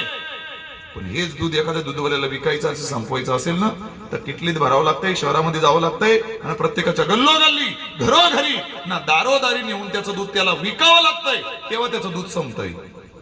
मी आजपर्यंत कोणच्या दारूवाल्याला कोणाच्या गल्लोगल्ली दारोदारी दारू विकताना फिरताना बघितले नाही, तरी त्याची दारू संपल्याशिवाय. काय आश्चर्य, काय आश्चर्य. याचं उत्तर एकच आहे. काय उत्तर आहे? आम्हाला चांगलं आवडत नाही आणि वाईट आम्हाला आवडल्याशिवाय राहत नाही. चांगलं कधीच मनुष्य स्वीकारत नाही, वाईट लवकर स्वीकारतो. तंबाखू खायला, सिगरेट प्यायला, गुटखा खायला, दारू प्यायला कसले क्लास नाही, ट्युशन नाही, इन्स्टिट्यूट नाही, शाळा नाही, काहीच नाही. सहज माणसं त्या प्रवृत्तीकडे ओढली जातात. पण तेच जर एखाद्याला माळ घालायला सांगायची असेल तर, तुळशीची माळ घालायला सांगायची असेल तर, गेली 10-10 वर्ष आम्ही एकेकाच्या मागे लागलोय, पण अजूनही मासा गळाला लागत नाही. काय याचं उत्तर आहे? चांगलं मी नाही बोलत, ज्ञानोबाराय बोलतात. बरं, काय ज्ञानोबारायांची ओवी ऐका बारे. ज्ञानोबाराय म्हणतात, विषय विषाचा पडी पाडू, गोड परमार्थ लागे कडू, कडू विषयी तो गोडू जीवासी झाला. ज्ञानोबाराय म्हणतात, गोड असा परमार्थ लोकांना तो कडू वाटतो आणि कडू असे विषय भरलेले, पण ते मात्र लोकांना कसे वाटतात? गोड वाटतात. ज्ञानोबारायांचं प्रमाणे. त्यामुळे चांगलं मनुष्याला कधीच आवडत नाही आणि वाईटाकडे मनुष्य गेल्याशिवाय राहत नाही. हा स्वभाव आहे मनुष्याचा. चांगला विचार आम्ही कधीच लवकर घेत नाही. ऐका माझं उत्तर, बारीक ऐका उत्तर. पटेल असं आता लेटेस्ट उदाहरण देतो आपल्याला, म्हणजे कळेल आपल्याला. मी कल्याणला नूतन विद्यालय ज्युनियर कॉलेज कर्णिक रोड इथे मी शिक्षक म्हणून काम करत होतो. आमच्या सहकार्यांच्या मुलीचं लग्न होतं. आता आम्ही सहकारी म्हणजे आम्हाला सगळ्यांनी त्यांनी काय दिली, पत्रिका दिली, लग्नाला जायचं होतं. आणि एक 7-8 वर्षापूर्वी एक आपल्या महाराष्ट्रामध्ये एक मराठी चित्रपट रिलीज झाला बघा. मराठी चित्रपट 7-8 वर्ष किंवा मागे पुढे 1-2 वर्ष असते. इतका गाजला तो चित्रपट. आजही त्या चित्रपटाची हवा आहे बघा. आज सुद्धा त्या चित्रपटातलं एक गाणं जर वाजायला लागलं ना डीजेवर तर म्हातारे सुद्धा असे डोलायला लागतात. आजही त्या चित्रपटाची हवा आहे बघा. कोणता चित्रपट बघा. म्हाताऱ्या नाही माहिती, म्हाताऱ्यांना पण माहिती. ऐका माझं बारीक उत्तर आता. ऐका मला काय सांगायचं, काय पटवून द्यायचं ऐका. तर 2च महिने झाले होते चित्रपटाला येऊन. किती महिने झाले होते? 2च महिने झाले होते. 2च महिने चित्रपटाला येऊन फक्त 2 महिने झाले होते. आणि त्या लग्नाला आम्हाला जायचं होतं. आता आमच्याकडे लग्नामध्ये नाव उखाणा घेण्याची पद्धत आहे. इकडे काय पद्धत आहे मला माहित नाही. आमच्याकडे लग्नामध्ये ते नवरा नवरी नाव घेतात, उखाणा घेतात, वेगवेगळ्या पद्धतीनं उखाणा घेतात. मग तो सगळा विधी उरकला आणि विधी उरकल्यानंतर मग त्या करवल्या त्या नवरा नवरीला आग्रह करायला लागला, हे नाव घ्या, आम्हाला नाव ऐकायचंय, नाव घ्या, आम्हाला नाव ऐकायचंय. चित्रपटाला येऊन किती महिने झाले ते लक्षात येईल तुमच्या? किती महिने? 2च महिने झाले होते सैराट चित्रपटाला येऊन.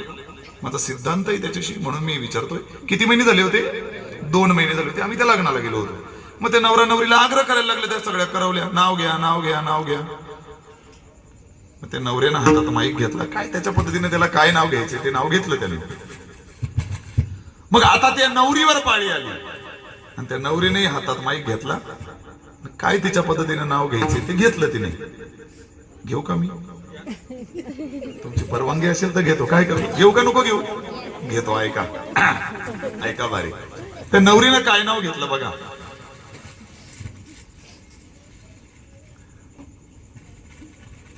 कसे कान टाव करून ऐकतात बघा.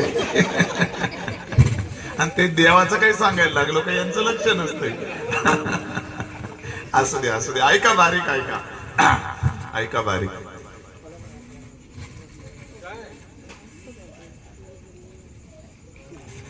ते नवरीनं काय नाव घेतलं नीट ऐका. आंब्याच्या झाडाला लागले मिरची, आंब्याच्या झाडाला लागले मिरची, तू माझा परशा आणि मी तुझी आरची. हसलात तुम्ही? आता माझं एक उत्तर नीट कान उघडं ठेवून ऐका. किती महिने झाले चित्रपटाला येऊन? 2च महिने. नीट ऐका माझं उत्तर. मी खास हसवण्याकरता नाही सांगितलं, मला सिद्धांत पटवून द्यायचा. ऐका बारी. ज्या चित्रपटाला येऊन फक्त 2च महिने झाले पण तरी देखील त्या चित्रपटाचा आम्ही आमच्या जीवनावर इतका परिणाम करून घेतला की लग्नामध्ये उखाणा घेताना आम्ही त्याचा संबंध जोडतो.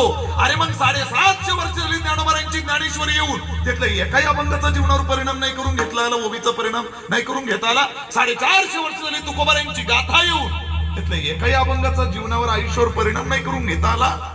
काय याचं उत्तर आहे? याचं एकच उत्तर आहे, आम्हाला चांगलं आवडत नाही आणि वाईट आम्हाला आवडल्याशिवाय राहत नाही. म्हणून तुकाराम महाराजांना मार्गदर्शन करावं लागलं. हे बाबा विचार करा, पण कोणता विचार करा? तरावया पार भवसिंधू, भवसिंधू तरुण जाण्याचा विचार करा.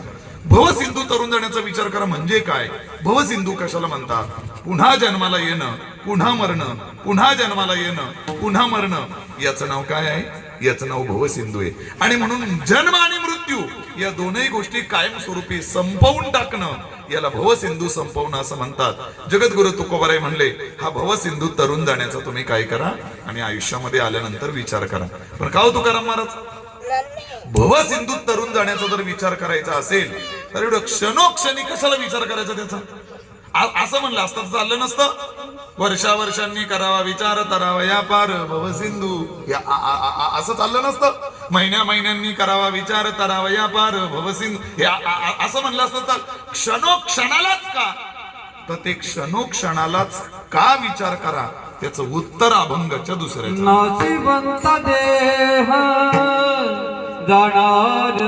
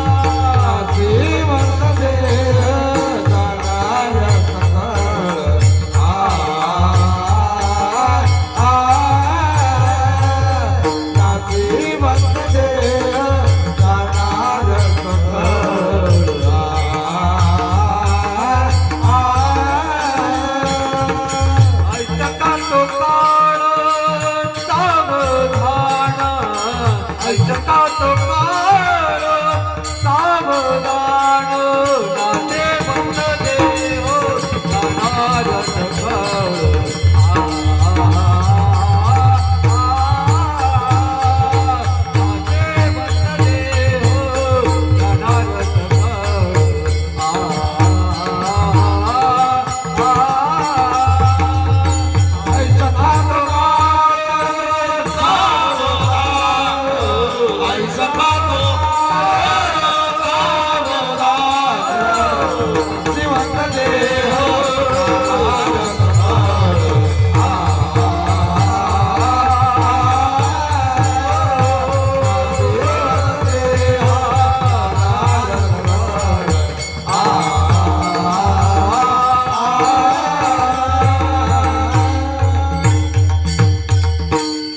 क्षणोक्षणाला का बोललात तुकोबर आहे तुम्ही? महिन्या महिन्यांनी विचार करा, दिवसा दिवसांनी विचार करा, वर्षा वर्षांनी विचार करा. असं म्हणलं असतं तर चाललं नसतं का? क्षणोक्षणालाच विचार करण्याची काय गरज आहे? त्याचं कारण तुकोबर आहे अभंगाच्या दुसऱ्या चरणात देतात. का क्षणोक्षणाला विचार करा? त्याचं कारण नाशिवंत देह जाणार सकळ आयुष्य खातो काळ सावधान. जगद्गुरु तुकोबाराय सांगतात, ज्या शरीरानं आपण विचार करणार आहोत किंवा जे शरीर मिळाले म्हणून विचार करण्याची ताकद ज्या शरीरामध्ये आहे ते शरीर तुमचं नाशिवंत आहे. नाश पावणारे एक ना एक दिवस ते निघून जाणार आहे. नाशिवंत शरीर आहे, हे जसंच्या तसं राहणार नाही. तुम्ही किती याला नटवण्याचा प्रयत्न करा, याला किती सांभाळण्याचा प्रयत्न करा, जसे बालपणी होतो तसे आपण तरुणपणात दिसत नाही, जसे तरुणपणात दिसतो तसे म्हातारपणात दिसत नाही. का? कारण एक एक एक एक एक एक दिवस या शरीराची कॅपॅसिटी कमी कमी होत जाते, नाशाकडे त्याची वाटचाल असते. म्हणून नाशिवंत देह जाणार सकळ जाणारे थांबणार नाही ते. आयुष्य खातो काळ सावधान. सावध करतात तुकोबर आहे आपल्याला. ऐका नीट बारीक, ऐका नीट बारीक. सज्जनो, सावधान शब्द केव्हा वापरला जातो? केव्हा वापरला जातो? जर पुढे धोका असेल तर त्याच्या अगोदर काय शब्द वापरला जातो? सावधान. तुम्ही ह्या हायवेला जर गेलात, हायवेला, तर तिथं बोर्ड असतात बघा, पाट्या लावलेल्या असतात. सावधान, पुढे खोल दरी आहे. सावधान, पुढे अपघाती वळण आहे. सावधान, पुढे गतिरोधक आहे. असे वेगवेगळ्या प्रकारचे काय लावलेले असतात? पाट्या लावलेल्या असतात. मग खोल दरी निघून गेल्यानंतर सावधानची पाटी असते का त्याच्या अगोदरच सावधानची पाटी असते? काय पद्धत आहे? अगोदर पाटी असते. का अगोदर सावधानची पाटी? अरे बाबा, पुढं धोका आहे म्हणून सावधान अगोदरच. तसं ज्या अर्थी तुकाराम महाराज इथे सावधान शब्द वापरतात त्या अर्थी पुढे काय असला पाहिजे? धोका असला पाहिजे. कोणता धोका आहे? पुन्हा जन्म, पुन्हा मृत्यू, पुन्हा जन्म, पुन्हा मृत्यू, या भवसागराचा तुमच्या माझ्या पाठीमागे धोका आहे. आणि म्हणून तुकाराम महाराज सावध करतायत. पण दुर्दैवानं हा सावधान शब्द तुम्हाला कोणालाच कळला नाही. तो कळला समर्थ रामदास स्वामींना. समर्थ रामदास स्वामींचं लग्न होतं. लग्न आंतरपाटातनं नवरीचा हात पकडलेला होता. ब्राह्मण भाऊंनी विचारलं, गावचे सरपंच, पोलीस पाटील, लग्नाला सुरुवात करायची का? पाहुणे मंडळी अक्षता मिळाल्या का? आणि सगळ्यांचा होकार आला आणि लग्नाला सुरुवात केली. शुभ लग्न सावधान. सावधान शब्द ऐकला कोणी? समर्थ रामदास स्वामींनी. अगोदर नारायण नाव होतं त्यांचं, हे समर्थ रामदास स्वामी नंतर नाव पडलं. या नारायणाने ऐकलं हे गुरुजी सावधान कोणाला बोलतात. आता इकडे काय भिवंडी तालुक्यात पद्धती मला माहित नाही. आमच्याकडे लग्न लागताना नवऱ्याच्या आई बाप त्याच्या पाठीमागेच हात जोडून उभे असतात. इकडे काय पद्धती मला माहित नाही. हा, इकडे तसेच पद्धती. तर त्यामुळे ते त्याच्या आई वडील पाठीमागेच उभे होते. त्या नारायणाने विचारलं, बाबा, म्हणले काय? हे गुरुजी सावधान का बरं म्हणतात आणि कोणाला म्हणतात सावधान? मग त्याच्या वडील, ते नारायणाचे वडील त्याला समजून सांगायला लागले, अरे येड्या, लग्न कोणाचं आहे? म्हणले, बाबा माझे. मग लग्न तुझं ते काय सावधान मला म्हणतील? तुला म्हणतात सावधान, मला सावधान, मला का बरं बाबा सावधान? अरे वेड्या, म्हणले आता तुझे दोनाचे चार हात होणार आहे, संसार मागे लागणार आहे. आणि संसार मागे लागला का आना पाठी मागे लागतो. किराणा संपला, आना. दळण संपलं, आना. भाजी संपली, आना. दूध संपलं, आना. हे आना आना आना करता करता माणूस संसारात केव्हा काना होऊन जातो त्याचं त्यालाही लक्षात येत नाही. त्याचं त्याला लक्षात येत नाही. म्हणून बघा तुम्ही, त्या बायकोला सारखी आना आना आना आना सांगायची सवय लागलेली असते.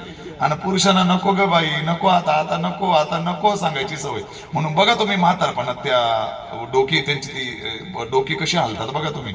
एखादी म्हातारी असेल, म्हातारी, माझ्याकडे बघा तुम्ही, इकडे बघा माझ्याकडे, म्हातारी असेल, म्हातारी, तर ती म्हातारपणात त्या म्हातारीचं तोंड बघा असं हलतंय. कारण ती तिला आयुष्यभर काय सांगायची सवय लागलेली असते? आणा. म्हणून बघा तुम्ही कुठलेही आता नका चेक करू, इकडे तिकडे नका बघू, माझ्याकडे बघा फक्त तुम्ही. सारखे ते आणा असं तिचं तोंड आलतंय. आणि एखादा म्हातारा असेल, म्हातारा माणूस, तर बघा तुम्ही त्याचं नीट बारीक निरीक्षण करा. बघा त्याचं तोंड असं आलतंय म्हातारपणामध्ये. का चालतंय माहिती? त्याला सारखी नको ग बाई, आता नको अशी नको नको तिला सारखी आणा सांगायची सवय लागलेली असते आणि त्याला नको नको म्हणायची सवय लागलेली असते. म्हणून त्यांची तोंड तशीच हालतात. बघा तुम्ही, तशीच तोंड हालतात. ऐका, सावध होत नाही आपण. अरे दादा, तुला म्हणतात सावधान. बाबा मला सावधान? अरे दुःखाचा संसार आहे, अवघड आहे म्हणले, कठीण आहे हा संसार, आणि म्हणून म्हणले तुला सावध करतात. बाबा मला सावधान? हो बेटा तुला सावधान. आश्चर्य वाटेल, अंतरपाटातनं धरलेला नवरीचा हात तसाच सोडून दिला. जे लग्न मंडपातून पळून गेला नारायण, तो पुन्हा समाजात येताना समर्थ रामदास स्वामी बनूनच आले. तसे परत आलेच नाहीत ते. म्हणून बघा तुम्ही, प्रत्येक मंगलाष्टक झालं का गुरुजी काय म्हणतात? शुभ लग्न सावधान. ते प्रत्येक मंगलाष्टक झाल्यावर सावधान का म्हणतात माहितीये का तुम्हाला? हे आता सावध होईल, पळून जाईल, मगच सावध होईल, पळून जाईल. काय नाही, असे फार ब्राह्मण मारले आपण, पण आपल्याला काही पळून जाता आलं नाही. सावध होत नाहीत लोक, सावध होत नाहीत. आणि म्हणून जगद्गुरु तुकोबाराय मात्र काय बोलतात? सावध झालो, सावध झालो, हरीच्या आलो जागरणा. तुकाराम महाराज बोलतात, मी मात्र सावध झालो आणि सावध होऊन काय केलं? या हरीच्या जागरणाला मी काय झालोय, हलोय, अर्थात भक्ती पंथाला मी लागलेलो आहे. जगद्गुरु तुकोबाराय बोलतात, हे दादांनो, नाशिवंत देह जाणार सकळ, आयुष्य खातो काळ सावधान. एक एक दिवस आयुष्य कमी होत चाललंय. आपण बर्थडे करतो ना, बर्थडे, हंसिका करते का तू बर्थडे? बर्थडे होतो का तुझा बर्थडे? मग ऐकून ठेवा नीट माझं. आपण जो वाढदिवस करतो, वाढदिवस, तो वाढदिवस नसतो राजा, तो काय असतो? घड दिवस असतो, घड दिवस. पटवून देतो मी. आज उदाहरणार्थ एखाद्या व्यक्तीचा 50वा वाढदिवस आहे, मग त्याच्या आयुष्यातले 50 वर्ष वाढलेत का कमी झाले? बोला ना. कमी झालीत राजा होती, वाढली नाही. वाढदिवस नाही, तो घड दिवस आहे. आता आजपासून मेसेज टाकताना असा टाकत चला, प्रिय मित्रा, तुला घड दिवसाच्या मनपूर्वक हार्दिक शुभेच्छा, असा मेसेज टाकत चला तुम्ही आजपासून. वाढदिवस असूच शकत नाही, तो तुमच्या आयुष्यातला घड दिवस आहे. म्हणून तुकोबाराय बोलले, आयुष्य खातो काळ सावधान. बरोबर, ठीक आहे, सावध झालो तुकोबाराय. बोला आता काय करू? तर तुकाराम महाराज बोलतात, संत समागमे धरावी आवडी, करावी तातडी परमार्थाची. संतांच्या संगतीमध्ये जा आणि परमार्थ करा, आवडीनं करा, घाई करा, घाई करा. करावी तातडी तातडी म्हणजे घाई करा. का घाई करा? कारण येणारं म्हातारपण आमचं कसं असेल सांगता येत नाही. आयुष्य आमच्या हातात नाही. म्हणून जो चालू क्षण आहे, त्या चालू क्षणामध्ये काय करून घ्या? परमार्थ करून घ्या. आणि हे जर केलं नाही तर मिळालेलं आयुष्य कशा समान ठरेल? अभंगाचं शेवट. तुका म्हणे हा लोकीचा व्यवहार, तुका म्हणे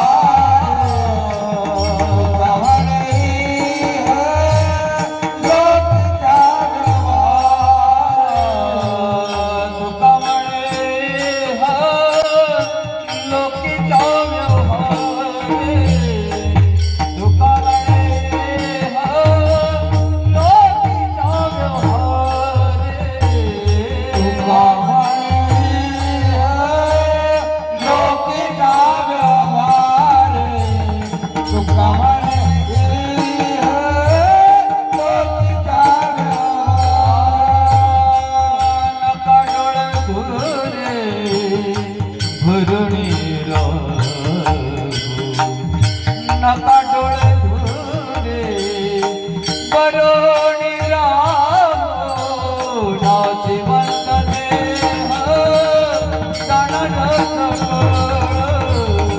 नाशिवंत देह जाणार नका डोळे धुरे बरोणी राम नका डोळे धुरे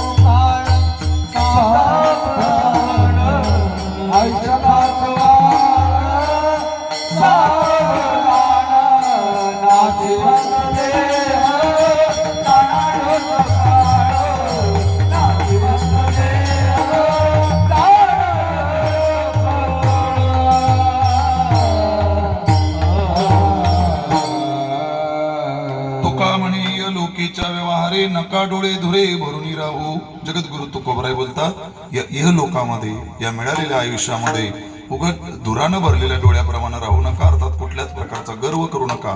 आयुष्यात सुंदर जीवन जगता आलं पाहिजे मनुष्याला. ऐका माझं एक वाक्य, संपलं माझं कीर्तन. मला आईवर बोलायचंय, कारण या घरातली एक आई निघून गेलेली आहे. ऐका बारीक माझं वाक्य. तुम्ही आयुष्यामध्ये किती जगला याला काहीच महत्व नसतं. जगून काय केलं हे सगळ्यात महत्वाचं आहे. तुम्ही किती वर्ष जगला याला काही महत्व नाहीये. जगून तुम्ही काय कर्तृत्व केलेलं आहे या कर्तृत्वाची खरं तर बाकीची वाहवा होत असते. ठीक आहे. हे आता आम्ही कधी कधी उत्तर कार्याच्या प्रवचनाला कीर्तनाला जातो ना, काही काही लोक फार आविर्भावानं आम्हाला सांगतात, महाराज आमची आजी 103 वर्ष. अरे पण 103 वर्ष जगून तुझ्या म्हातारीनं केलं काय? काहीच केलं नाही. उठ सूट सकाळी फक्त उठल्यावर शेजारच्याशी भांडण केल्याशिवाय घशाच्या खाली चहाच गिळता आला नाही तिला. आणि काय करायचं 103 वर्ष जगून? काहीच उपयोग नाही. संत कबीरदासजी महाराज म्हणतात, ऐका कसं जगलं पाहिजे. ऐका, संत कबीरदासजी महाराज म्हणतात, जब हम पैदा हुए हम रोए जग हासे. आपण जेव्हा जन्माला आलो तेव्हा आपण रडत होतो. बाळ जेव्हा जन्माला येते तेव्हा ते काय करतंय? रडतंय. नीट ऐका, बारीक ऐका. आपण जेव्हा जन्माला आलो तेव्हा आपण रडत होतो. आणि दवाखान्यात आपली जेवढी जमली होती ती काय करत होती? हसत होती, हसत होती. ऐका नीट बारीक, हसू दे. आपला रडून जीव चालला होता, बाकीचे सगळे हसत होते. हसू दे, काही फरक पडत नाही, हसू दे. मग तुम्ही जीवन जगताना इतकं इतकं इतकं सुंदर जीवन जगा की मरताना तुम्ही हसत हसत मेला पाहिजे आणि अख्खं जग तुमच्यासाठी रडलं पाहिजे. इतकं सुंदर जीवन मनुष्याला काय करता आलं पाहिजे? जगता आलं पाहिजे. मी माझ्या विद्यार्थ्यांना कायम एक वाक्य सांगतो शाळेमध्ये की विद्यार्थी मित्र, इतकं सुंदर मनुष्याला जीवन जगता आलं पाहिजे की इतिहासाच्या पुस्तकानं देखील एक पण आमच्यासाठी राखून ठेवलं पाहिजे, कोरं ठेवलं पाहिजे. इतकं सुंदर जीवन मनुष्याला काय करता आलं पाहिजे? जगता आलं पाहिजे. नाहीतर मग आपली अंत्ययात्रा निघाल्यावर गावातल्या लोकांनी म्हणावं, बरी झाली कटकट गेली एकदाची गावातली.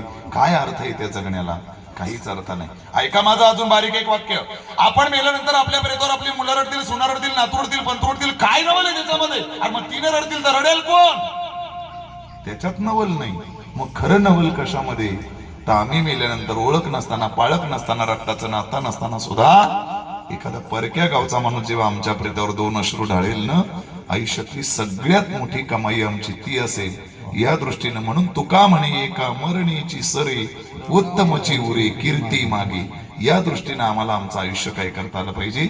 जगता आलं पाहिजे. आणि म्हणून तुका म्हणे एका मरणीची सरे उत्तमची उरे कीर्ती मागे.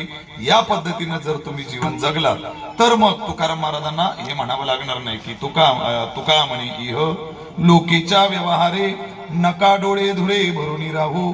नाशिवंत देह जाणार सकळ आयुष्य खातो काळ सावधान. विठोबा रखुमाई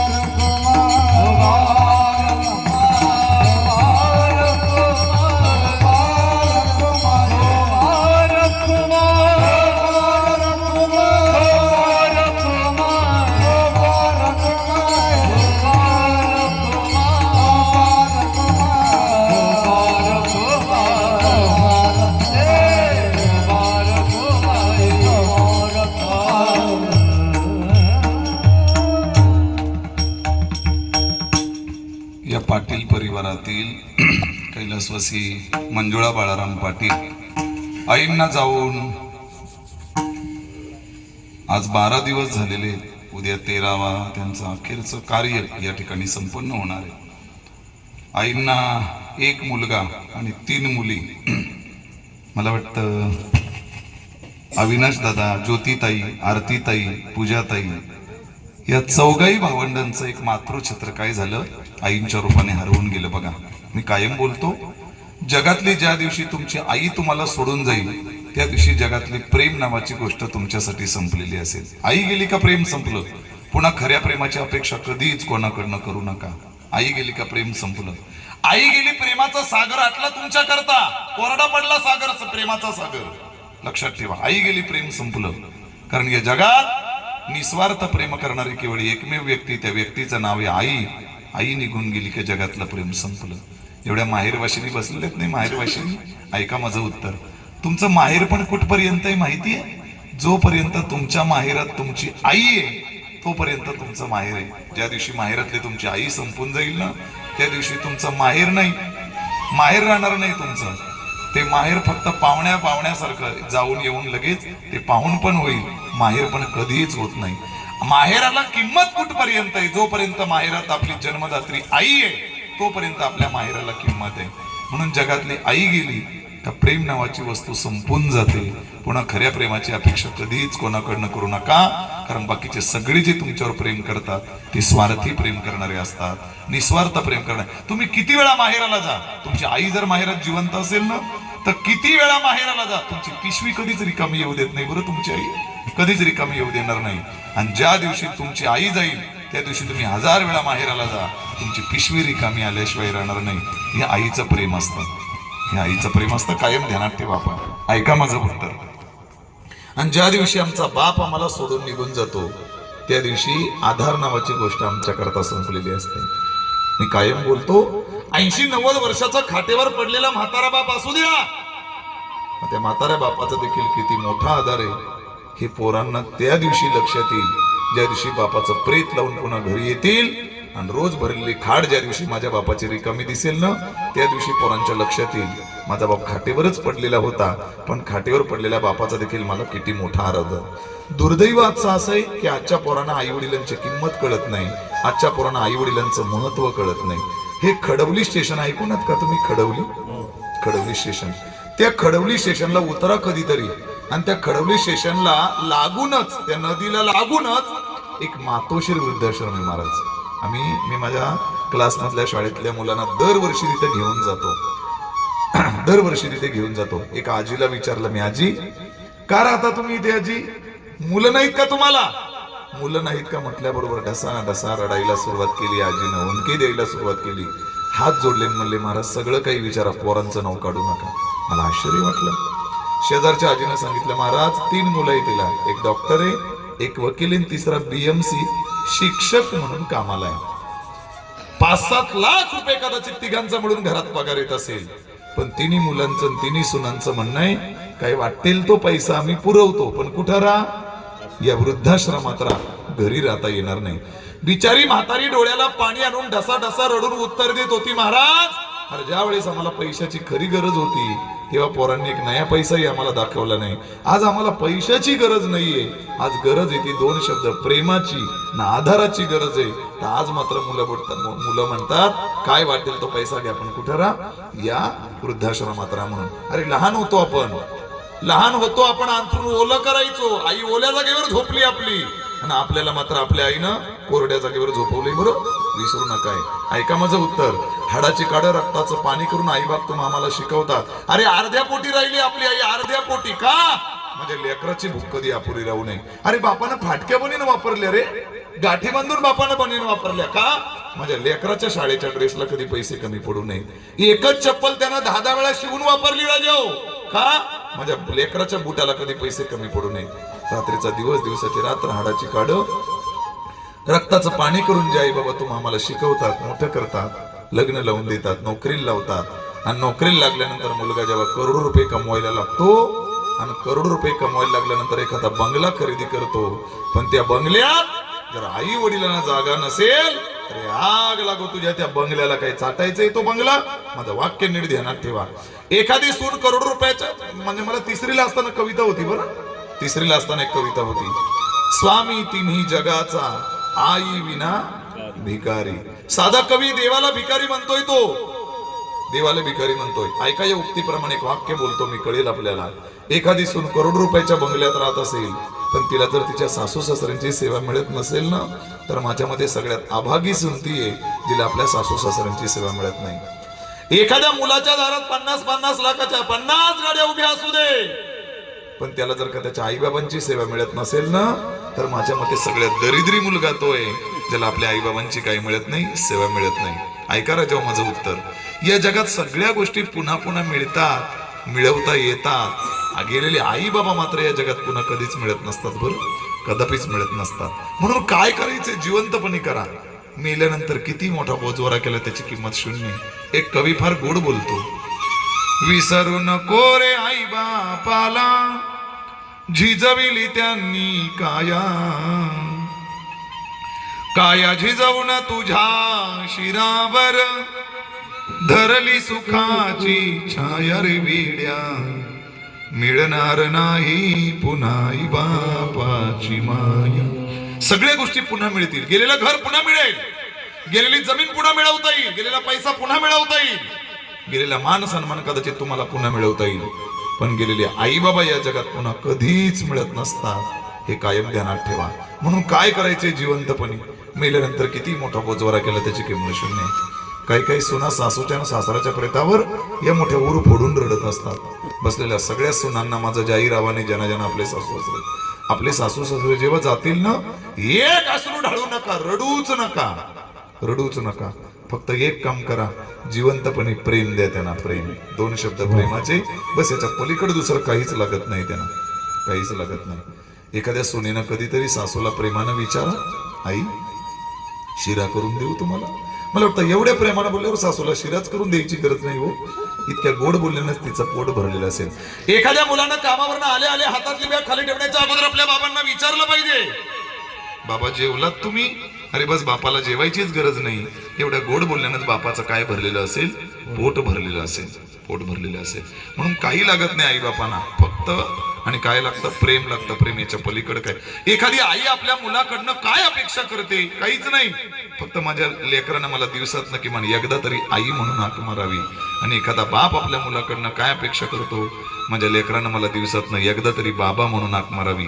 मला दुर्दैवाने या गादीवरून सांगावं लागतंय, आज या महाराष्ट्रात तुलाजी महाराज असे कितीतरी म्हातारे आई बाप आहेत जे आपल्या पोरांच्या तोंडून आई आणि बाबा हे शब्द ऐकण्याकरता त्यांचे कान आतुरलेले, आसुसलेले. म्हणून काय करायचंय जिवंतपणे. इकडे काय पद्धती मला माहित नाही. आमच्याकडे माणूस मेल्यानंतर 3ऱ्या दिवशी राग धुवायचा कार्यक्रम असतो, आणि 3ऱ्या दिवशी राग धुवायचा कार्यक्रम असतो. आणि मग ते राग धुवून घरी आली लोक का त्या मेलेल्या माणसाचा फोटो घेतात, मोठा टिपॉय घेतात, त्या टिपॉयवर नवीन बेडशीट शॉल अंतरतात, आणि ते मेलेल्या माणसाचा फोटो ठेवतात, हार घालतात, त्याला समई लावतात, आरती करतात. आणि मग त्या फोटो समोर सफरचंद, केळी, संत्री, मोसंबी अशी फळं ठेवतात. भारीतली, हलकी चालत नाही. कोणाला फोटोला भारीतली फळं हलकी चालत नाही. ते फळं बघितली का मला एवढा प्रचंड राग येतो. अरे जोपर्यंत बाप जिवंत होता, बापाला पावशर सफरचंद नाही आणून देता आले तुम्हाला. बाबा हे गपचूप खा बाबा, पोरांना दाखवू नका बाबा. पोरं मॅगी बेगी कॅडबरी चॉकलेट पाहिजे तेवढं इकडे तिकडे खातात, तुम्ही गपचूप खा बाबा, पोरांना दाखवू नका. असं कधीच केलं नाही. आणि मग बाप गेल्यानंतर अख्खं सफरचंद जरी आम्ही, सफरचंदचं कॅरेट जरी आम्ही त्या फोटो समोर ओतलं, काय त्याची किंमत आहे राजाओ? काहीच किंमत नाही. म्हणून ऐका माझं उत्तर. काय आई वडिलांसाठी करायचं असेल जिवंतपणे करा. मेल्यानंतर किती मोठा बोजवारा केला त्याची किंमत शून्य. या जगात आई बापासारखं प्रेम या जगात कोणालाच करता येत नाही. बरं, कोणालाच करता येत नाही. कोणी किती सांगत असेल माझं तुझ्यावर फार प्रेम आहे, पण ऐका, आई बापासारखं प्रेम या जगात कोणालाच करता येत नाही, कोणालाच देता येत नाही. म्हणून आई वडिलांची कदर करा. आई वडिलांची. दुर्दैवानं आजचे म्हणजे कितीतरी आई वडील आहेत का जे आपल्या मुलांच्या तोंडून आई बाबा हे शब्द तर त्यांना ऐकायला मिळत नाही. आजची मुलं इतक्या खालच्या थराला गेले का आई वडिलांच्या शेवटच्या अंत्यविधीला यायला सुद्धा त्यांना काही नाहीये. अमेरिकेतून यायला वेळ नाही, परराज्यातून यायला त्यांना काही नाहीये, वेळ नाहीये. लक्षात ठेवा. कदापिच फिटणार नाहीत बरं आई वडिलांचे उपकार. कोणी किती मोठा होऊ दे, एखादा कलेक्टर होऊ दे, नाही तर अजून कोणी होऊ दे, आई बाबांचे उपकार कदापिच फेडता येत नाही. आजची पैशानं उन्मत्त झालेली मुलं आई वडिलांचे उपकार पैशानं फेडायला निघालेत. पैशानं आईच्या दुधाचे उपकार पैशानं फेडायला निघालेत आजची मुलं. ऐका माझं उत्तर. आई वडिलांच्या चरणावर आपला प्राण जरी ओतला तरी आईचे त्या दुधाचे आणि त्या वडिलांच्या कष्टाचे उपकार कदापित. आई वडील म्हणजे काय, वडील म्हणजे काय, आई म्हणजे काय. ऐका, आपण मोठं व्हावं म्हणून जे कायम लहान होत गेले त्यांचं नाव आई बाबा आहे, त्यांचं नाव आई वडील आहे. बरं, तुमच्या सुखाकरता ज्यांनी स्वतःच्या सुखाची होळी केली, राख रांगोळी केली, त्यांच्या आयुष्याची राख रांगोळी केली, ते म्हणजे आई वडील असतात. एका पोरानं आईला विचारलं, आपल्या आई, एका आईनं मुलाला विचारलं, लेखा माझा डोळा फुटला तर काय करशील रे तू. आईनं मुलाला विचारलं. त्याच्या ते पोरग म्हणलं, आई मी तर भिवंडीला कल्याणला नेल तुला दवाखान्यात, डोळा चांगला करून. पण म्हणले नाही कल्याणला चांगला झाला तर. आई दिल्लीला नेली तुला, दिल्लीला डोळा चांगला करून. पण म्हणले नाही दिल्लीला चांगला झाला तर. म्हणले मग आई आपली 2-4 एकर तेवढी विकून टाकेल आणि जगातल्या सगळ्यात मोठ्या तज्ञ अमेरिकेतल्या डॉक्टरकडे तुला नेईल आणि म्हणले तुझा डोळा चांगला करून आण. भरून आला. आईला घट्ट मिठी मारली आपल्या लेकराला. ते पोरग म्हणलं, आई तू काय माझी परीक्षा बघत होती काय. नाही रे लेका, सहजच असं विचारलं. 1-2 महिने गेले आणि 1-2 महिने गेल्यानंतर आता त्या मुलानं आपल्या आईला विचारलं, आई माझा डोळा फुटला तर तू काय करशील ग. आईनं दिलेलं उत्तर घरी घेऊन जाण्यासारखं, हृदयात साठवण्यासारखं. ऐका बारीक. आईनं त्या मुलाला उत्तर दिलं, बाळा मला तर काय अमेरिका कळत नाही, विमान ना दिल्ली नाही, काही कळत नाही मला. मी इथंच कल्याणला तुला एखाद्या डोळ्यांच्या चांगल्या डॉक्टरकडे घेऊन जाईल आणि त्या डॉक्टरला सांगेल, डॉक्टर साहेब माझा डोळा काढा आणि माझ्या मुलाला बसवा. हे आईचं प्रेम असतंय. बरं, आईसारखं प्रेम या जगात कोणालाच करता येत नाही. बाई आल्यावर काय होतंय मला आजही त्याचा शोध लागलेला नाही बघा, आजही मला त्याचा शोध लागला नाही. असू दे ना, असू दे, काय हरकत नाही. फक्त एक वाक्य ध्यानात ठेवा, पत्नीला पत्नीच्या तराजूत ठेवा आणि आईला आईच्या तराजूत ठेवा. आईला आईच्या ठिकाणी ठेवा, पत्नीला पत्नीच्या ठिकाणी ठेवा. दोघींची तुलना करू नका. का तुलना करू नका. आई कधी पत्नी होऊ शकत नाही, पत्नी कधी आई होऊ शकत नाही. त्यामुळे आईला आईचा मान द्या, पत्नीला पत्नीचा मान द्या. दोघींची तुलना करू नका. तुलना करू. काय मारता तुम्ही सासूला इकडे, काय मारता. नाही मारत तुम्ही, बोला ना मग, एवढा वेळ लागतो तुम्हाला. काय मारता तुम्ही, आई एक मारता. ऐका सगळ्यांनी माझं उत्तर, ऐका माझं उत्तर. ज्या सासूला आपण आई म्हणून हाक मारतो ना, आई सारखंच प्रेम करा तिच्यावर. अन्यथा त्या आई या शब्दाचा अवमान ठरेल बरं, दोष लागेल तुम्हाला. आई सारखं प्रेम करा. आणि त्या सासूला माझं सांगणं आहे, अगं ताई ती लेक बिचारी, ती पोरगी घरदार नातं गोतं भाऊ बहीण आई वडील सगळं सोडून ती कायमस्वरूपी तुझ्या घरी तुझ्या मुलाकरता तुमच्या करता राहायला आलीये. आणि ती जर तुला आई म्हणून हाक मारते तर मुलीसारखंच तिच्यावर काय करा, प्रेम करा. फार गोड नातं सासू सुनांचं, निभावता येत नाही आपल्याला, आम्हाला निभावता येत नाही ते. मी अशी काही सासू सुनांची नातं बघितले का त्या सुनेला जर माहेर गेली तर करमत नाही, तिला तिची सासू लागते, सासूशिवाय तिला करमत नाही. अशी नाती काही आपण आयुष्यामध्ये आणि बघितलेले. फार गोड नाती आहेत, फार गोड नाती. लक्षात ठेवा, जी सून आपल्या सासूचा तिरस्कार करते ती सून एक गोष्ट विसरते का माझी सुद्धा आई माहेरामध्ये कोणाची तरी सासू आहे आणि मी सुद्धा कोणाची तरी काय होणार आहे, सासू होणार आहे भविष्यात. ही नाण्याची दुसरी बाजू ती विसरते. आणि ऐका, जी सासू आपल्या सुनेचा तिरस्कार करते ती सासू विसरते का माझी सुद्धा मुलगी कोणाच्या घरची कोण आहे, सून आहे. आणि मी सुद्धा मागे कधीतरी सून होते, हे दुर्दैवानं आपण विसरतो. नाण्याच्या एका बाजूचा विचार करतो आपण, एका बाजूचा, दुसऱ्या बाजूचा विचार आपण करत नाही. पण ऐका, आई असो वडील असो कोणी असो, हे आपल्या चालते बोलते देवे. जा पंढरपूरला, विचारा कधीतरी त्या पुंडलिकाला, पुंडलिका काय पुण्य कमावलं होतस रे तू, आणि प्रत्यक्ष देव तुला भेटायला आला. पुंडलिकराय सांगतील, काहीच केलं नाही मी एकादशी केलं नाही, वाऱ्या केल्या नाही, काही केलं नाही. मी आयुष्यात एकच गोष्ट केली. कोणती गोष्ट, माझ्या आई वडिलांची सेवा केली. या आई वडिलांच्या सेवेवर प्रसन्न होऊन या जगाचा चालक आणि मालक असणारा भगवान पांडुरंग परमात्मा प्रत्यक्ष मला काय होतो, भेट द्यायला येतो. महाराज मला वाटतं या उदाहरणावरनं एक वाक्य मला सांगता येईल. ऐका बारीक. देवाची सेवा केल्यानंतर आई वडील भेटतीलच की नाही मला माहित नाही, मला सांगता येणार नाही. पण आई वडिलांची सेवा केल्यावर देव मात्र भेटल्याशिवाय राहणार नाही, एवढं वाक्य मात्र निश्चित आपल्याला या उदाहरणावरनं काय करता येईल, सांगता येईल बघा, सांगता येईल. म्हणून आई वडिलांची सेवा करा, प्रेम द्या, दुसरं काही लागत नाही, काही लागत. बऱ्याच माणसांचा असा गैरसमज आहे काय का म्हातारपणात आई वडिलांना औषध गोळ्यांची गरज असते. नाही नाही नाही नाही, साफ चुकीचं आहे हे. म्हातारपणात आई वडिलांना औषधाची गरज नसते, त्यांना आधाराची आणि प्रेमाची गरज असते. आणि ते प्रेम आज मिळत नाही, म्हणून म्हातारी माणसं पटापट मारायला लागली, बरं पटापट मारायला लागली. म्हणून ध्यानात ठेवा, आई वडिलांचे उपकार किती प्रयत्न केला तरी आपल्याला फेडता येणार नाही, पण तरी देखील त्याच्यासाठी प्रयत्न काय करता येईल तेवढा 1 मिनिटाचा प्रयत्न संतोन सेवा संपवतो माझी. ऐका नीट बारीक, ऐका नीट बारीक. काय करता येईल आई वडिलांसाठी? किती काही केलं तरी आई वडिलांचे उपकार फेडता येणार नाही, पण छोटासा प्रयत्न करता येईल. काय प्रयत्न आहे ऐका बारीक. बाजारात जातो आपण, बाजारामध्ये, आणि बाजारामध्ये गेल्यानंतर बाजारातून बायकोला घरी फोन करतो, काय ग, काय खाऊ आवडतंय तुला, काय खाऊ आणू, केला पाहिजे फोन. माझं दुमत नाही त्याबद्दल, केला पाहिजे फोन. अर्धांगिनी ती आपली, तिची आवड निवड आपण नाही बघणार तर कोण बघेल. जरूर फोन करा बायकोला, काय खाऊ आवडतंय, काय आणू. पण राजा, त्याच घरामध्ये अरे तुझी 70-80 वर्षाची जन्मदात्री आई पडलेली आहे, त्या आईला कधीतरी फोन करून बघ बाजारातून, आई काय खाऊ आणू आहे तुला, आई काय आवडतंय ग तुला, असा एक फोन करून बघा, एक फोन. बघा, ज्या दिवशी तुमचा घरी असा फोन जाईल ना, तुमची आई ढसा ढसा रडायला सुरुवात करेल. बोलता येणार नाही तिला फोनवर, आणि बोलली तर एकच वाक्य बोलेल, हे बेटा तू विचारलंस ना मला काय खाऊ आणू, बस मला खाऊ मिळालं, तू पहिले घरी ये बरं, मला तुला बघायचंय. करून बघा, करता येण्यासारखं आहे. 4 व्हीलर मध्ये बायकोला शेजारच्या सीटवर बसवतो आपण, बाजारामध्ये कपड्याच्या दुकानात घेऊन जातो, कपड्याच्या दुकानदाराला सांगतो, भारीतली साडी दाखव रे, जरूर घ्या. आपण नाही गेल तर कोण घेईल तिला, 5 काय 10 हजाराची साडी घ्या. पण राजा, त्याच घरात तुझी 80-90 वर्षाची एक म्हातारी आई पडलेली आहे. अरे तुझ्या शाळेला ड्रेसला कधी कपडे कमी पडू नयेत, पैसे कमी पडू नयेत म्हणून एकच लुगडं तिनं 4-4 वर्ष शिवून वापरलं होतं. अशी जन्मदात्री तुझी आई पडलेली आहे. त्या आईला बसव कधीतरी, शेजारच्या सीटवर बसव, नाही तिला बाजारात सांग त्या कपड्यावाल्या दुकानदाराला, भारीतलं लुगडं दाखव रे माझ्या आईला. आणि मग आईला सांग, आई बघ तुला यातलं कुठलं लुगडं पाहिजे ते बघ, को आई तुला कुठलं लुगडं घ्यायचंय. बघा, त्या भर दुकानात तुमच्या आईच्या डोळ्यात पाणी आल्याशिवाय राहणार नाही.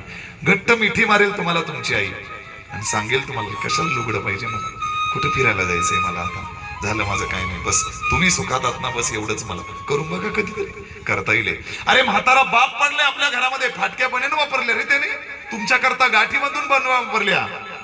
बसवा त्या बापाला, आणा आपल्या कमाईतून 500 रुपयाचा ड्रेस आणा. एक कुठं फिरत नाही तुमचा बाप, पण तरी 500 रुपयाचा एक ड्रेस घ्या तुमच्या बापाला.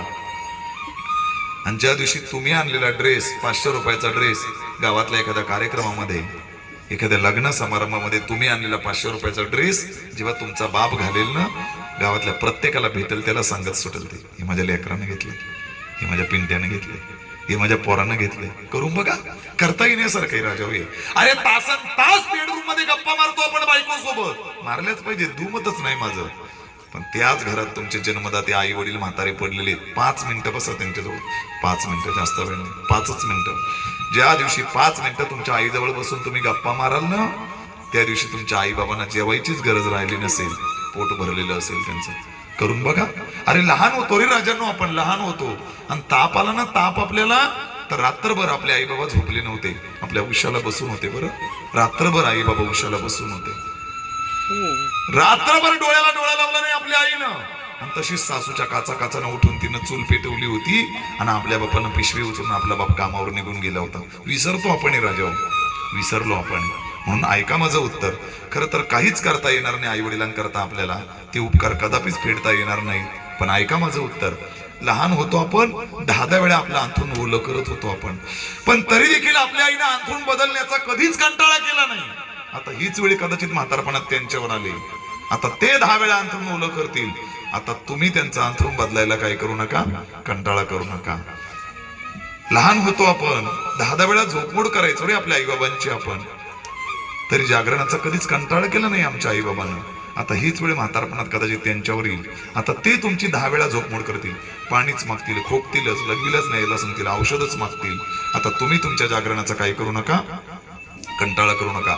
लहान होतात तुम्ही राजाव, लहान होतात. लहान असताना घास घेता येत नव्हता तुम्हाला, तुमच्या मुखामध्ये दात नव्हते, तुमच्या आईनं वरण भात पातळ कुस्करला होता आणि एक एक घास भरवण्याकरता की गावभर तुमच्या पाठीमागे तुमची आई एक एक घासाकरता फिरत होती. आता हीच वेळ म्हातारपणात त्यांच्यावर कदाचित येईल, त्यांचे हात लटलट कापतात, त्यांच्या मुखात आता दात नाही. आता तुम्ही वरण भात पातळ कुस्करा आणि तुम्ही त्यांच्या मुखामध्ये भरवा. अरे तुमची आई जेवायला बसायची रे भरल्या ताटावर, हातात घास असायचा, आता तोंडात टाकणारे घास, आणि तेवढ्यात तुम्ही शी करत होतात तिकडे. ती शी तुमची आई बघत होती आणि हातातला घास आईनं तसा ताटात ठेवला होता तुमच्या. त्या भरल्या ताटावरून तुमची आई उठली होती तुमची शी धुण्याकरता, आणि तुमची शी धुवून तुम्हाला पुसून व्यवस्थित पुन्हा स्वच्छ कपडे घालून आणि मग आई पुन्हा त्याच ताटावर येऊन बसली होती. पण आईनं घाण मानली नाही बरं तुमची, कधीच घाण मानली नाही. आता ते थोडीफार म्हातारपणात घाण करतील, आता तुम्ही त्यांची काय करू नका, घाण मानू नका. अरे लहान होतो आपण, पावलं टाकता येत नव्हती रे आपल्याला, आपल्या आईने एक हात धरला, बापाने एक हात धरला, एक एक एक एक एक एक पाऊल टाकायला आपल्याला शिकवलं. आता हीच वेळ म्हातारपणात त्यांच्यावर आल्या तर त्यांना पावलं टाकता येत नाही. आता तुम्ही त्यांचा आधार बना आणि तुम्ही त्यांना एक एक पाऊल टाकायला शिकवा. बस एवढंच फार तर आपल्याला करता येईल. याच्या पलीकडे दुसरं आईबाबांसाठी आपल्याला काहीच करता येणार नाही. ऐका सगळ्या बसलेल्या माणसांनी माझं एक उत्तर, संपलं माझं कीर्तन, ऐका एक उत्तर. चालता बोलता आपले आई बाबा निघून जातील बरं, आयुष्यात पश्चाताप कराल तुम्ही, चटका लागेल तुम्हाला. गेले माझे बाबा निघून मला 500 रुपयाचा ड्रेस आणता आला नाही माझ्या बापाला, गेली माझी आई निघून मला 500 रुपयाचं लुगडं घेता आलं नाही माझ्या आईला, गेली माझी आई मरून मला 2 शब्द गोड बोलता आले नाहीत माझ्या आईशी, गेले माझे बाबा मरून मला 2 शब्द बसून गप्पा मारता आले नाहीत त्यांच्याजवळ. पश्चाताप कराल. ऐका सुनांनो, तुमची सासू चालता बोलता निघून जाईल, सासरा तुमचा चालता बोलता निघून जाईल, पश्चाताप होईल आयुष्यात तुम्हाला. गेली माझी सासू म्हणून मला 2 शब्द प्रेमाचे बोलता आले नाही, गेली माझा सासरा निघून मला गोड शब्द 2 व्यवस्थित त्यांना बोलता आले नाही. म्हणून लक्षात ठेवा, माणसं जोपर्यंत आहे तोपर्यंत खरं प्रेम द्या. मेल्यानंतर किती रडा, मेल्यानंतर किती देखावा करा, त्याची किंमत सगळी शून्य असते राजाव. आणि म्हणून काय करायचे, जिवंतपणे करा, हा सगळा बोजवारा या करताचे, हे कायम आपण लक्षात ठेवा. आणि म्हणून या घरातली कैलासवासी मंजुळा बाळाराम पाटील या आई, खर तर 3 मुली आणि 1 मुलगा, अविनाश दादा, ज्योतिताई, आरतीताई आणि पूजाताई. मला वाटतं जेव्हा जेव्हा आता आरतीताई, पूजाताई, ज्योतिताई जेव्हा जेव्हा माहेराला इथे येतील, सगळं वैभव त्यांना दिसेल, सगळं काही दिसेल, पण ती आईची प्रेमळ हाक मात्र त्यांच्या कानावर कधीच ऐकायला पडणार नाही, कधीच ऐकायला येणार नाही. एवढं मात्र कायम वाक्य ध्यानात ठेवा. निघून जातात राजाव माणसं, पुन्हा पुन्हा मिळत नाहीत. जिवंतपणे प्रेम द्या आणि ते प्रेमच खरं तर आपल्या सोबत येतं, बाकी दुसरं काही येणार नाही. एवढं वाक्य कायम आपण ध्यानात ठेवा. आणि म्हणून या चौघांचं खरं तर एक मातृछत्र या घरातलं खरं तर हरवून गेलं. आणि म्हणून आज खरं तर खऱ्या प्रेमाला ही 4ही लेकरं खऱ्या अर्थानं आज पोरकी झाली. आणि म्हणून या आईंच्या अखेरच्या कार्याच्या निमित्तानं, उत्तर रात्रीच्या निमित्तानं, आज या ठिकाणी या सर्व पाटील परिवाराच्या निमित्तानं, या पाटील परिवाराच्या निमंत्रणावरून आमचे पारमार्थिक परमस्नेही आमच्यासारख्या कीर्तनकारांच्यावर प्रचंड प्रेम करणारे आमचे वसंतबुवा पाटील यांनी फोन करून ही सेवा माझ्या वाट्याला सोपवली. या निमित्तानं का होईना इथे मला येण्याचा योग प्राप्त झाला. तुम्हा सर्व भाग्यवंतांचं मला दर्शन झालं. नंतर का होईना बारकू महाराज या ठिकाणी, चव्हाण बुवा या ठिकाणी आवर्जून उपस्थित राहिले, त्यांनाही मनापासून धन्यवाद. हरिभक्तीपरायण गोंदवलेकर महाराज हे देखील आवर्जून या ठिकाणी सेवेला उपस्थित राहिले, त्यांनाही मनापासून धन्यवाद देतो. आपण सगळी गुणीजन मंडळी, आपण सर्व श्रोते सज्जन मायबाप, माझे मित्र, माझ्यावर नितांत प्रेम करणारे. खरं तर एकदा महाराजांनी माझी गुरुमाऊली तारीख घेतली होती आणि ती खातिवलीला कथा चालू होती. मला असं वाटलं की ती 9 ते 11 सेवा आहे, म्हणलं तिथं लवकरच 8:15 संपू, 9:15 पर्यंत पोचू, पण नेमकी 7 ते 9 सेवा होती. म्हणजे एकदा फसवलं नाही म्हणता येणार, पण एकदा माझी दांडी झाली त्यांच्या गावाला. आणि एकदा जर का कीर्तन करणार दांडी मारल्यावर पुन्हा त्याला बोलवताय काय बसून बुवा तुम्ही? बोलवत नाही आपण, पण तरी देखील फार मोठं प्रेम करून पुन्हा या वर्षी मला त्यांनी ती तारीख दिलेली आहे. पण या वर्षी दांडी होणार नाही, 2 तास अगोदर येऊन तुमच्या घरी मी काय होणार आहे आणि बसणार आहे. तेव्हा तुम्हालाही मनापासून धन्यवाद देतो. कळलं त्यांना महाराजांचं कीर्तन आहे, धावत आले या ठिकाणी. माझ्या सोबत आलेले सगळे गुणीजन, गायक, वादक, सर्वांचे मनापासून आभार व्यक्त करतो. आजच्या या सेवेचं जे पुण्य आहे, जेवढं तुम्हाला मला मिळून जेवढं पुण्य आहे, तेवढंच पुण्य आज आईंच्या नावे जमा होणार आहे. बरं, कोण बोलतंय? ज्ञानोबाराय बोलतात, मी नाही बोलत. ज्ञानोबाराय बोलतात, ज्ञानदेवा सांग झाला हरिपाठ, पूर्वजा वैकुंठ मार्ग सोपा. जर इथे हरिचिंतन झालं नामस्मरण झालं तर त्याचा परिणाम ज्ञानोबा सांगतात. पूर्वजा म्हणजे जे कोणी गेले ते वैकुंठ मार्ग सोपा, त्यांचा वैकुंठात जाण्याचा, देवाजवळ पोहोचण्याचा मार्ग सोपा होतो. आणि म्हणून आज या सेवेचं जेवढं आपल्याला पुण्य आहे तेवढंच पुण्य आहे, सर्वांचं एकत्रित पुण्य आज नक्कीच कैलासवासी मंजुळा आई यांच्या नावावर ते निश्चित जमा होणार आहे. आणि त्यांचा मार्ग पुढचा सुखकर हो याकरता ईश्वर चरणी प्रार्थना करतो. अविनाश दादा असतील, ज्योतिताई, आरतीताई आणि अजून त्यांचे ज्या तिन्ही मुली असतील, पूजाताई असेल, या सगळ्यांनी आपल्या आईचे जे चांगले संस्कार आहेत, आपल्या आईच्या ज्या चांगल्या चालीरीती आहे, आपल्या आईचे जे चांगलं कार्य आहे तेच कार्य मुली म्हणून आणि अविनाश दादा मुलगा म्हणून यांना ते पुढे कसं कार्यरत ठेवता येईल हीच खऱ्या अर्थानं त्या आईना श्रद्धांजली असेल. त्यामुळे नक्कीच या निमित्तानं त्यांचं कार्य कायमस्वरूपी या समाजात या निमित्तानं टिकून राहील अशी या ठिकाणी सदिच्छा व्यक्त करतो. झालेली सेवा प्रभूचरणी समर्पित करतो. पुन्हा एकदा सर्वांना मनापासून धन्यवाद. सिस्टमवाल्यांनी मला छान सहकार्य केलं. खरं तर माझा आवाज बसलेला आहे, पण तर देखील आपण मला उत्तम असं सहकार्य केलं. सुंदर अशी सिस्टम आपण दिली. आपलेही मनापासून या ठिकाणी आभार व्यक्त करतो. देवाला प्रार्थना करतो, देवा मंजुळा आईना तुझ्या चरणाजवळ स्थान दे. आणि यदा कदाचित नाही स्थान देता आलं, पुन्हा जर त्यांना जन्माला घालायचं असेल तर एक काम कर, याच वेहेळे गावामध्ये या पाटील परिवारामध्येच त्यांना पुन्हा जन्म मिळू दे अशी ईश्वर चरणी प्रार्थना करतो.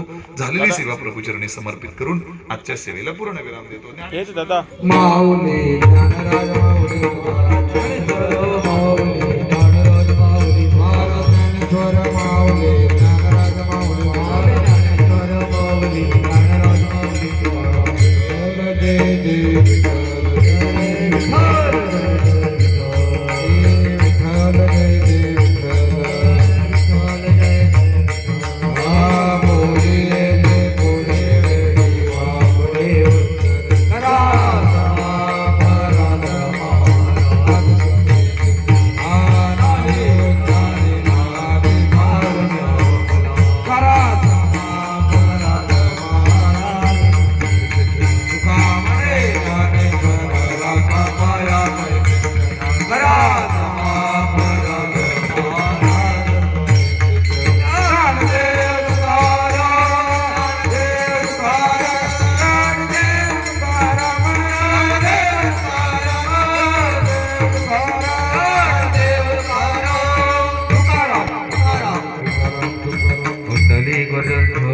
ज्ञानदेव तुकाराम